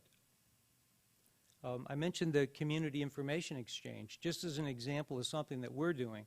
We found that housing providers, again, being in this arena of homelessness, were very motivated to work with us. They have a common information platform, and they wanted to exchange data with my community paramedics, and that's literally what we're doing through this program called the CIE, which has now been funded for $2.5 million by the Alliance Health Foundation, which is a local affiliate who strongly believes that community paramedics and EMS actually reside in that sweet spot between the social world and the healthcare world. This is an example of something that we created on our iPad. It's a referral. This person has not eaten in days due to financial instability. I, John Burns, agree, and John signs, this gets pushed to 211 San Diego. 211 is a social repository and aggregator and referral agency for 6,000 different services in San Diego. And we're beginning to push this information to people to say, can you get this guy some food? We just happened to be in the house for something, and we saw that there's a social issue underway. So when I was at this meeting at the ONC in February, this was one slide that I pulled out from the Office of the National Coordinator. What are they looking for in terms of advanced health models? They want data from clinical, social, psychological, behavioral, and other data sources to really get the complete picture. They want to do this across the whole continuum: long-term post-acute care, hospice, home health, schools, food banks, prisons. These are all databases that literally you could connect to if you wanted to. And that we've all got systems, but there are ways that these things can be connected. As if to show that there's some belief in this whole HIE thing, ONC just gave California State EMS Authority $2.75 million. This is the first grant ever. We said there was no meaningful use, but this is to demonstrate that HIEs actually, with the involvement of EMS, are a big deal. And so one of the grants goes to something called Plus EMS. They're going to demonstrate in about 3 different regions of California. You can search on patient record, you can alert on people that are of interest, you can file their data away, and you can reconcile that data and push information back to the agency to actually provide quality improvement. Now look where the other 2 investments are, the money. Disaster healthcare volunteers and hospital staff access for remote health information operations when people are displaced during disasters. So this flip side of the currency of, for everyday use, we have this operating system here, but during preparedness and response, we've got this other side of this argument that we can always make to people, is one that I think we really have to kind of keep in mind as we push ahead for why this is such a good idea. Because we will have another pandemic, we will have another, and we will need to take care of those people out of hospital. And finally, I think, to the EMS physicians in the audience and all the other guys, I think a typical EMS physician when you see one, right? So anyway, I just want to pitch my thanks for today for the opportunity to be here, and I'll turn it over to Kevin. Thanks. Thanks so much, Jim, for giving us a little bit of a pep talk after talking about barriers all day. I guess, first of all, I want to thank you all once again, and I want to take a few minutes to discuss, remind everybody that there are next steps to this project. This is not the end of a journey. Rather, in many ways, it might still be the beginning. We've spent a lot of time and effort to bring to you today a document with a lot of draft proposals, a working draft, and you gave us some great feedback on the recommendations themselves. I'd like to hear some feedback on, or perhaps some discussion as to how the document should be structured. Are these the right sort of little bundles of issues and themes that we should be addressing, or as Brenda Staffen suggested, should we be structuring the document in some other way, perhaps by the actor or by the person that can actually affect the change? Perhaps you as an EMS agency open up to the chapter of the agency leadership and see what you have to do. What are the ways to sort of get to that? I don't think they're mutually exclusive. I think maybe you have both. That you have, by pillar, by theme, which is exceptionally valuable, and then you have a separate addendum or a part 2 of it, which is by actor. And that way you really capture both. And yet a third idea is to sort of aim things at the local level, the state level, the national level, and things like that. I want to applaud to you and your team for a great job that you've done, and I think Gary said that as well. You may have set a model for us in the future in collaboration with groups. But I do agree with Brenda, and I think that there are some common themes that go throughout this document, and I think that just off the top, I think we have finance, I think, is one, education is one, and I forget the third now off the top of my head, but I think that there are a group of themes that we can be able to have, and then I think we can go into the subspecialties. Okay, thank you. Dan, Dr. Swayze? Kevin, one of the things I would like to hear more from the group on is something that Gary mentioned earlier and Dr. Kupas mentioned as well, and that's this idea of patient and provider safety being such an important issue and yet being buried as one of the 50 recommendations that were in there. I almost think that needs to be brought to the level of its own section or domain with recommendations underneath that.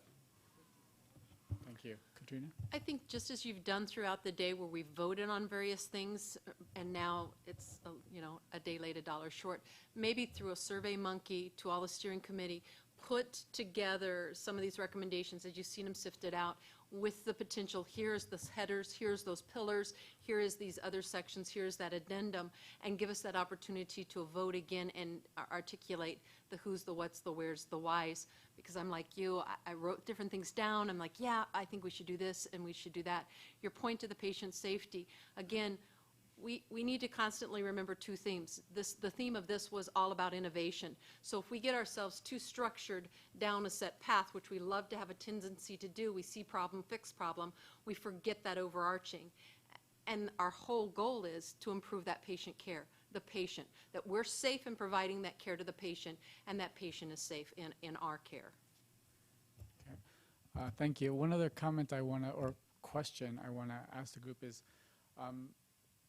are the recommendations we've worked on today and the work we've done today, is it enough? Is it really going to drive innovation?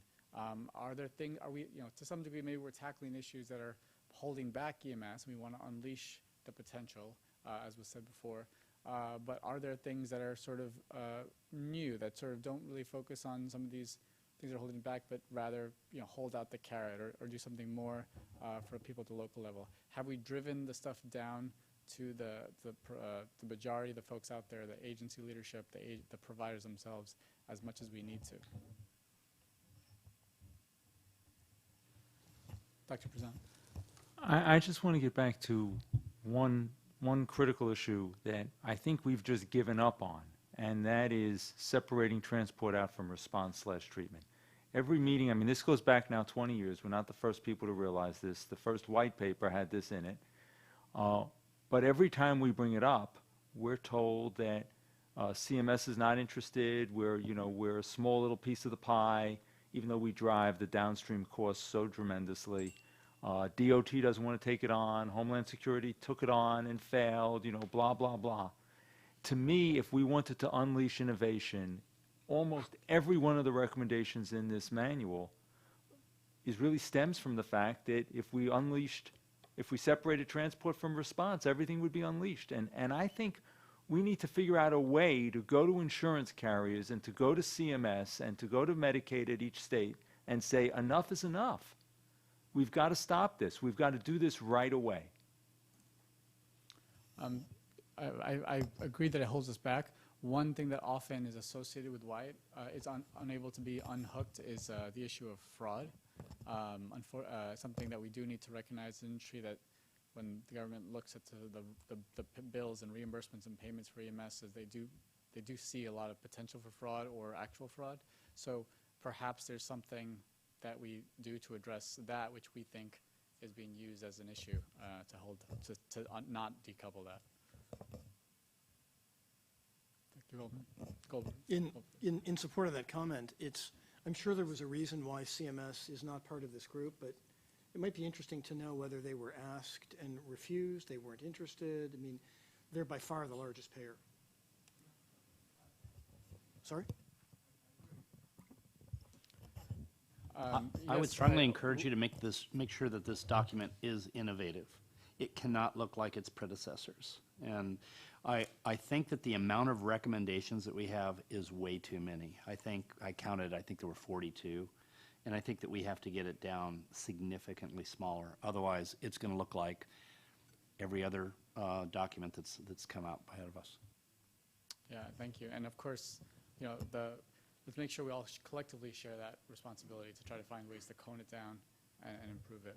I just want to go over here, Dr. Richmond. Yeah, I mean, it's probably been said in 50 different ways, but I'll say it 51st time, which is that anything we can do to take this out of the, realm of the broad and general, and just, because, every time you go to your boss with like, hey, I'd really like you to come up with this, I mean, it's dead, right?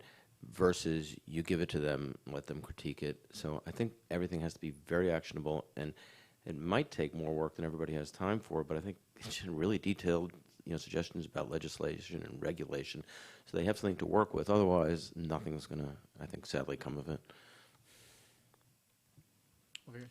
I have a very mundane request.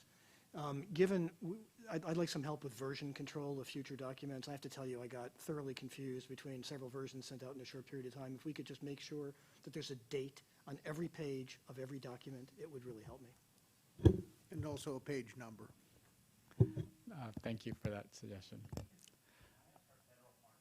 A question, and that, does this need to go through some public comment period and have more information than what we are just putting into this there? Our association's going to have input. Noah, or do you have any comment on that? I'll start the answer. So year 2 of this project, starts in a couple of weeks, I guess, is sort of an iterative process of sending things out for comment and bringing it back. We will definitely be specifically sending out first the revisions that come out of the next sort of round of work will go back to the steering committee and then be posted on the website. They will be specifically sent to those organizations being represented, as well as additional organizations for their feedback. And then I'm not sure the exact timeline, but somewhere around 6 to 8 months into the year 2, there will be a posting of an actual document officially for public comment. Do you have anything to add? Yeah, what he said. I'm just interested in what version we're going to develop versus what version's going to ultimately come out, is going to be what the document's going to look like at the end. I'm just wondering how much input we're having versus how much input the associations are going to have is what the final document's going to look like. I mean, I would say that those that put in the time and effort are going to have the most sort of involvement. This steering committee has been assembled to represent a diverse group of stakeholders, and so the goal would be for this group to really drive what the document looks like, with feedback but not necessarily being driven by external organizations.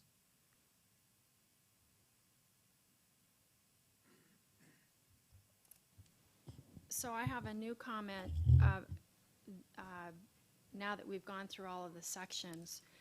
So as a part of the Affordable Care Act, CMS created a new division called the CMS Innovation Center, and their mission is to reform care delivery systems and reform payment systems.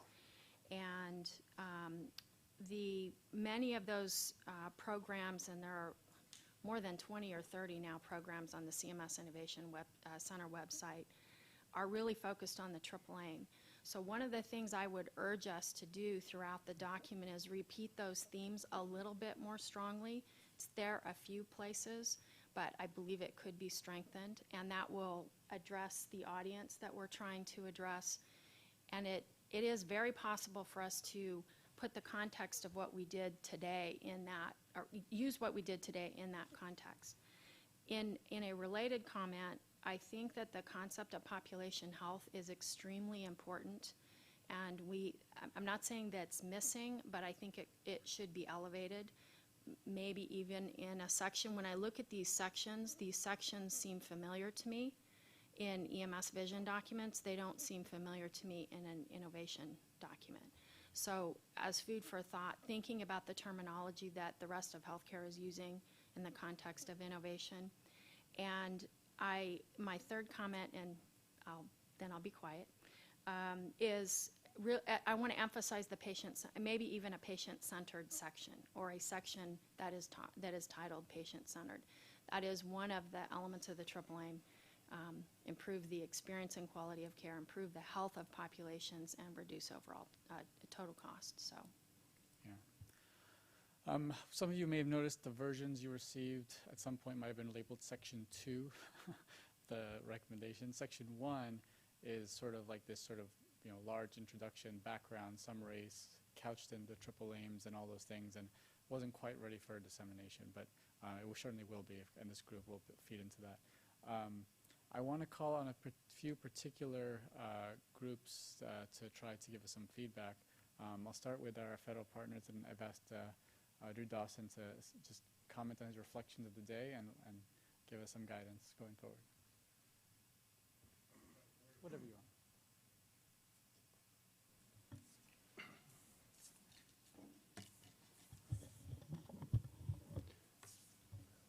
Are you still awake? All right. First of all, thanks to everybody for coming. Thanks to the organizers, both on the East Coast and the West Coast, for putting together a great session and all of the dialogue getting up to this point. I think you've done a great job in terms of pulling together an outstanding steering committee. Many of you I know, many of you I don't know. Certainly bright, motivated, and vocal, and that's exactly what we want in a steering committee. So, as usual, you have lived up to your expectations, so thank you very much. So today you've discussed an incredibly wide variety of topics. And those topics have a lot of far-ranging implications on the EMS system overall at all levels of responsibility, whether it be a local level, a state level, national level, or a federal level. And I think you've done a great job of thinking through the issues and making some initial recommendations, all of which is incredibly helpful. Each of the areas that you have discussed, each of them themselves are very complex, and each of them have been discussed, I think, in some ways in other venues and discussed at length, some of them not. So as a steering committee, and with a year left in the steering committee, I would say that you have your work cut out for you in terms of trying to narrow down the recommendations into something that is manageable, doable, and meaningful. And doable means, something that is doable within a reasonable period of time, at least if we're living up to the expectations of this document. And there might be other venues and other topics, certainly for some of the other recommendations that come forth. So let me just, at the end of the day, and as you look forward to the next year of trying to massage all of these recommendations and perhaps a few more, let me offer a few kind of gentle thoughts about managing expectations and kind of the role of the committee, and perhaps offer a few challenges to you as we move forward. The first is that this document is predominantly about innovation, and it's predominantly about innovation, and the intent of it is really to provide a framework for states and localities to develop a legal, regulatory, financial, programmatic infrastructure to support innovative and promising EMS and demonstration projects at a state and local level. So what can we do that really is tangible to support EMS innovation at a state and local level, on a fairly reasonable time period? So, so I think realistically it's important to orient recommendations in this document to those that are doable at a local and state level. Some maybe at a national level, but particularly to orient them to things that are doable in a reasonable time period. So let me just toss out a challenge to you, and just think about it over the next year, or next evening, or over the cocktail hour, whatever you want. And that is, of all the recommendations that you have made, how many of those are to other people to do things that are perhaps beyond our span of control within this group, versus how many of those, and we're just kind of hoping that people will listen to us, perhaps us included and others, versus how many of those are ones where we sort of create the business logic, we meaning this group, create the business logic, the model, the use case scenario, the return on the investment, the document that is going to help your constituents right now to have a tool that is at their disposal that will help them with innovations in emergency medical services from a regulatory standpoint, from a legal standpoint, from a programmatic standpoint, from a how do we tell our story? How do we take advantage of lessons learned from San Diego, from New York?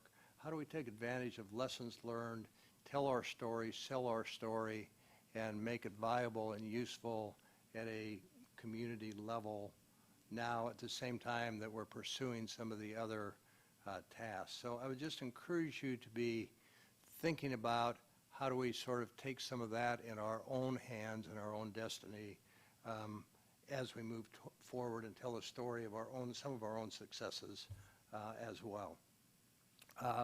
Some of the long-range things that you've talked about are really, really important, but some of them, frankly, may not be within the domain of this paper and may not be things that are, frankly, doable within the auspices of this paper they're really good things, they're really important things to move forward, and we need to keep them on the radar screen. Whether they're a part of this document or not, I think we need to decide that moving forward. But we need to keep it actionable, doable at a state, local, national level, but particularly at a state and local level in terms of how do we move it forward. I just think we want to keep that on the radar screen. Thank you. All right, thank you so much. I also, there was at least a few notable silences in the rooms. I wanted to ask for some reflections. We have a couple of folks from private enterprise, from technology companies and others. I'm hoping that you can give us your reflection as perhaps some of the more experienced folks with, quote, innovation, perhaps you can at least give us your perspective on some of the comments today. Great. Dave Zaman with ImageTrend. All great comments, and I think the innovation here is really moving forward. From a vendor perspective, on an EMS vendor perspective, I think you can get a lot of buy-in when we talk about the interoperability and moving of patient information and things like that between the vendors. I think, NEMSIS has done a very good job of giving us a data set, and NEMSIS 3 very well on moving us forward into a data set that'll be more opt within the hospital realm with ICD-10s and going to HL7. Our biggest roadblock is really at the hospital level of moving data into the hospital EMRs or even sharing through HIEs. Hospitals are a lot of times within the competition of not wanting to share that information through an HIE. We've seen that. In a community HIE, or having no place to put EMS data within the hospital EMRs, whether it be Cerner, Epic, or a number of the other ones. So I think that is the biggest hurdle. I don't think you'll find it on the EMS vendor side, but we have definitely seen on the hospital sides. And when you're getting into the primary care physicians also, you've got a number of different vendors there as well that, we are speaking a common language of HL7. We should be able to move that data, but I'm just seeing it as one of the big roadblocks of that interoperability, which we have to get to, is that allowing of data into the hospital systems, and that, like you said, slaying the dragon of HIPAA. Hi, my name is John Hui. I represent Triage. We offer a system basically helps hospital triage incoming ambulances. It's great to hear everyone here talking about the challenges in innovation. We're a newcomer in the industry, but we are still facing the challenge of just setting up pilot programs with the hospital to test the values that we can offer, the benefits for both hospitals and EMS agencies. But I think, if the industry can help us to some of the topics we discussed here, how we can make some of the pilot program a little bit easier, that would be extremely helpful.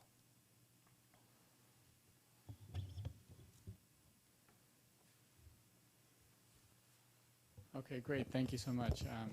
Jim, do you have any other thoughts you want to offer? Dr. Crowley?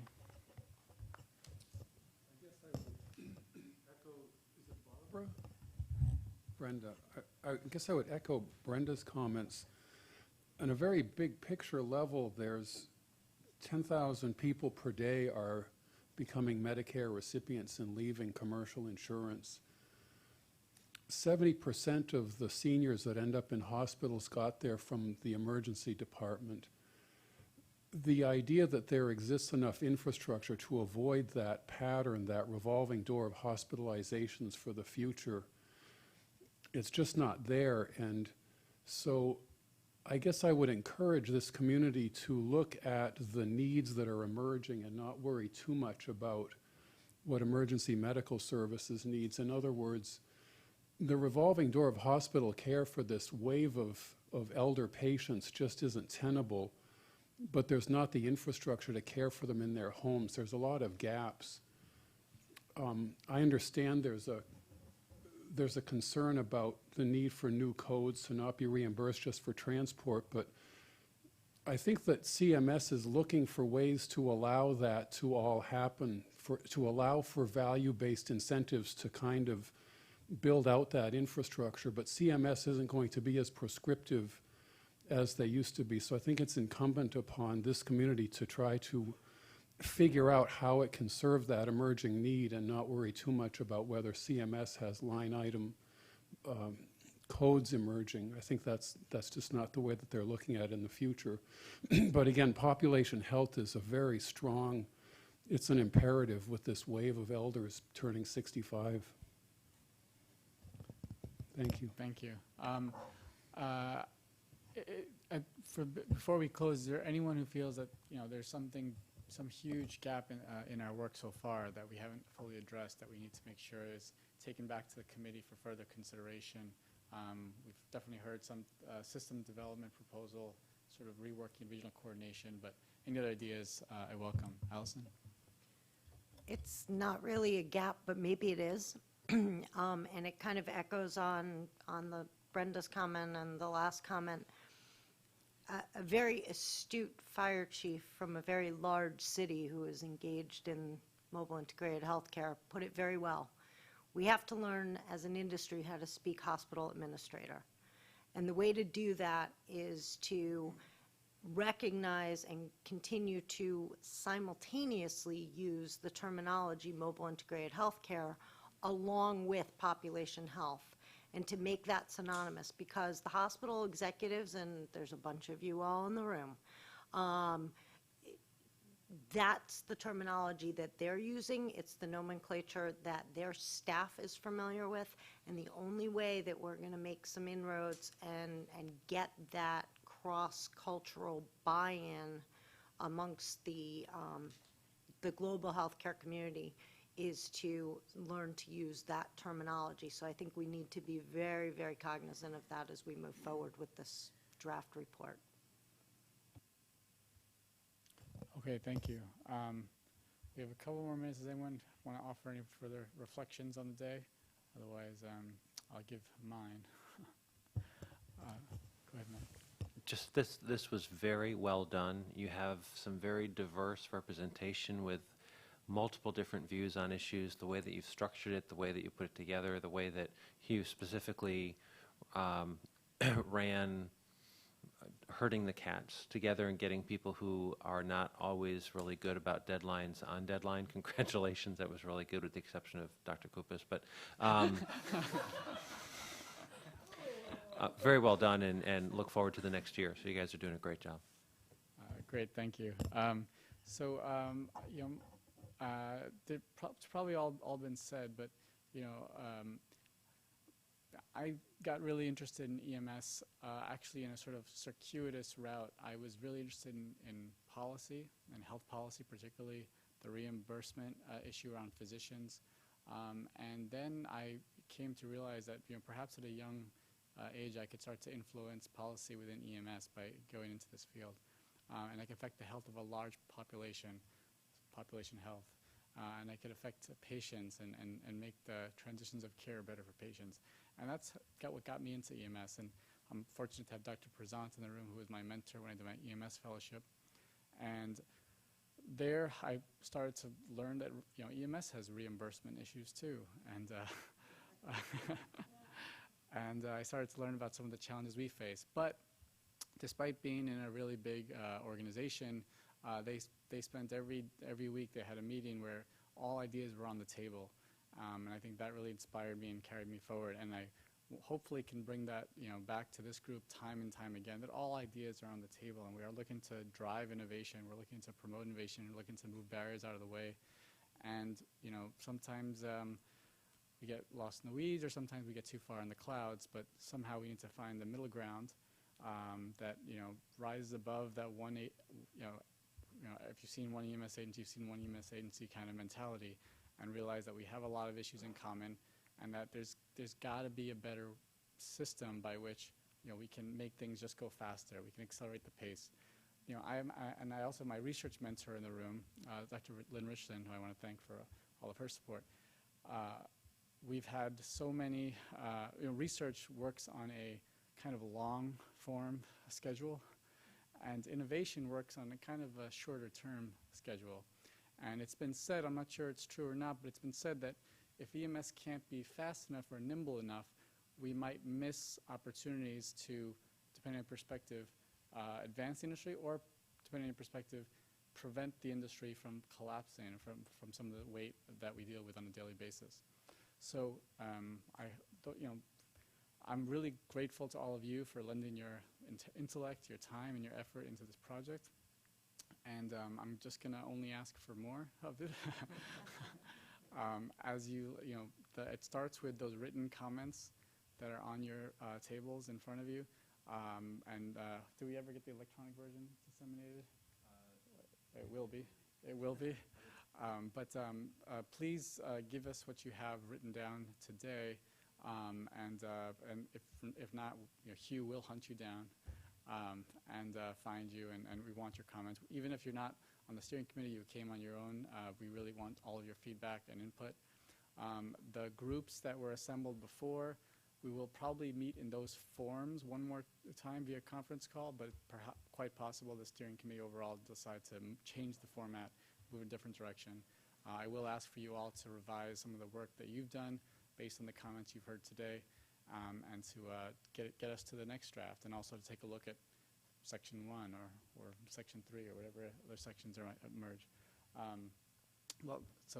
With that, I just want to thank everybody for their time today, and I hope to see you all at the next location, which, can you remind us where that is again? Here? Give me the address again. Oh, yeah. Oh, you turned off. It was on the... It was on the... So, that's it. On the corner of 14th and F, called the Hamilton. And the address is 600 14th. For anyone that's going to be attending NAEMSP, Jim, myself, and Noah Smith who opened the day from NHTSA will be presenting the document that we have thus far at that venue, and so we certainly look forward to that. So that's in San Diego, so we'll see some of you there. All right, thank you.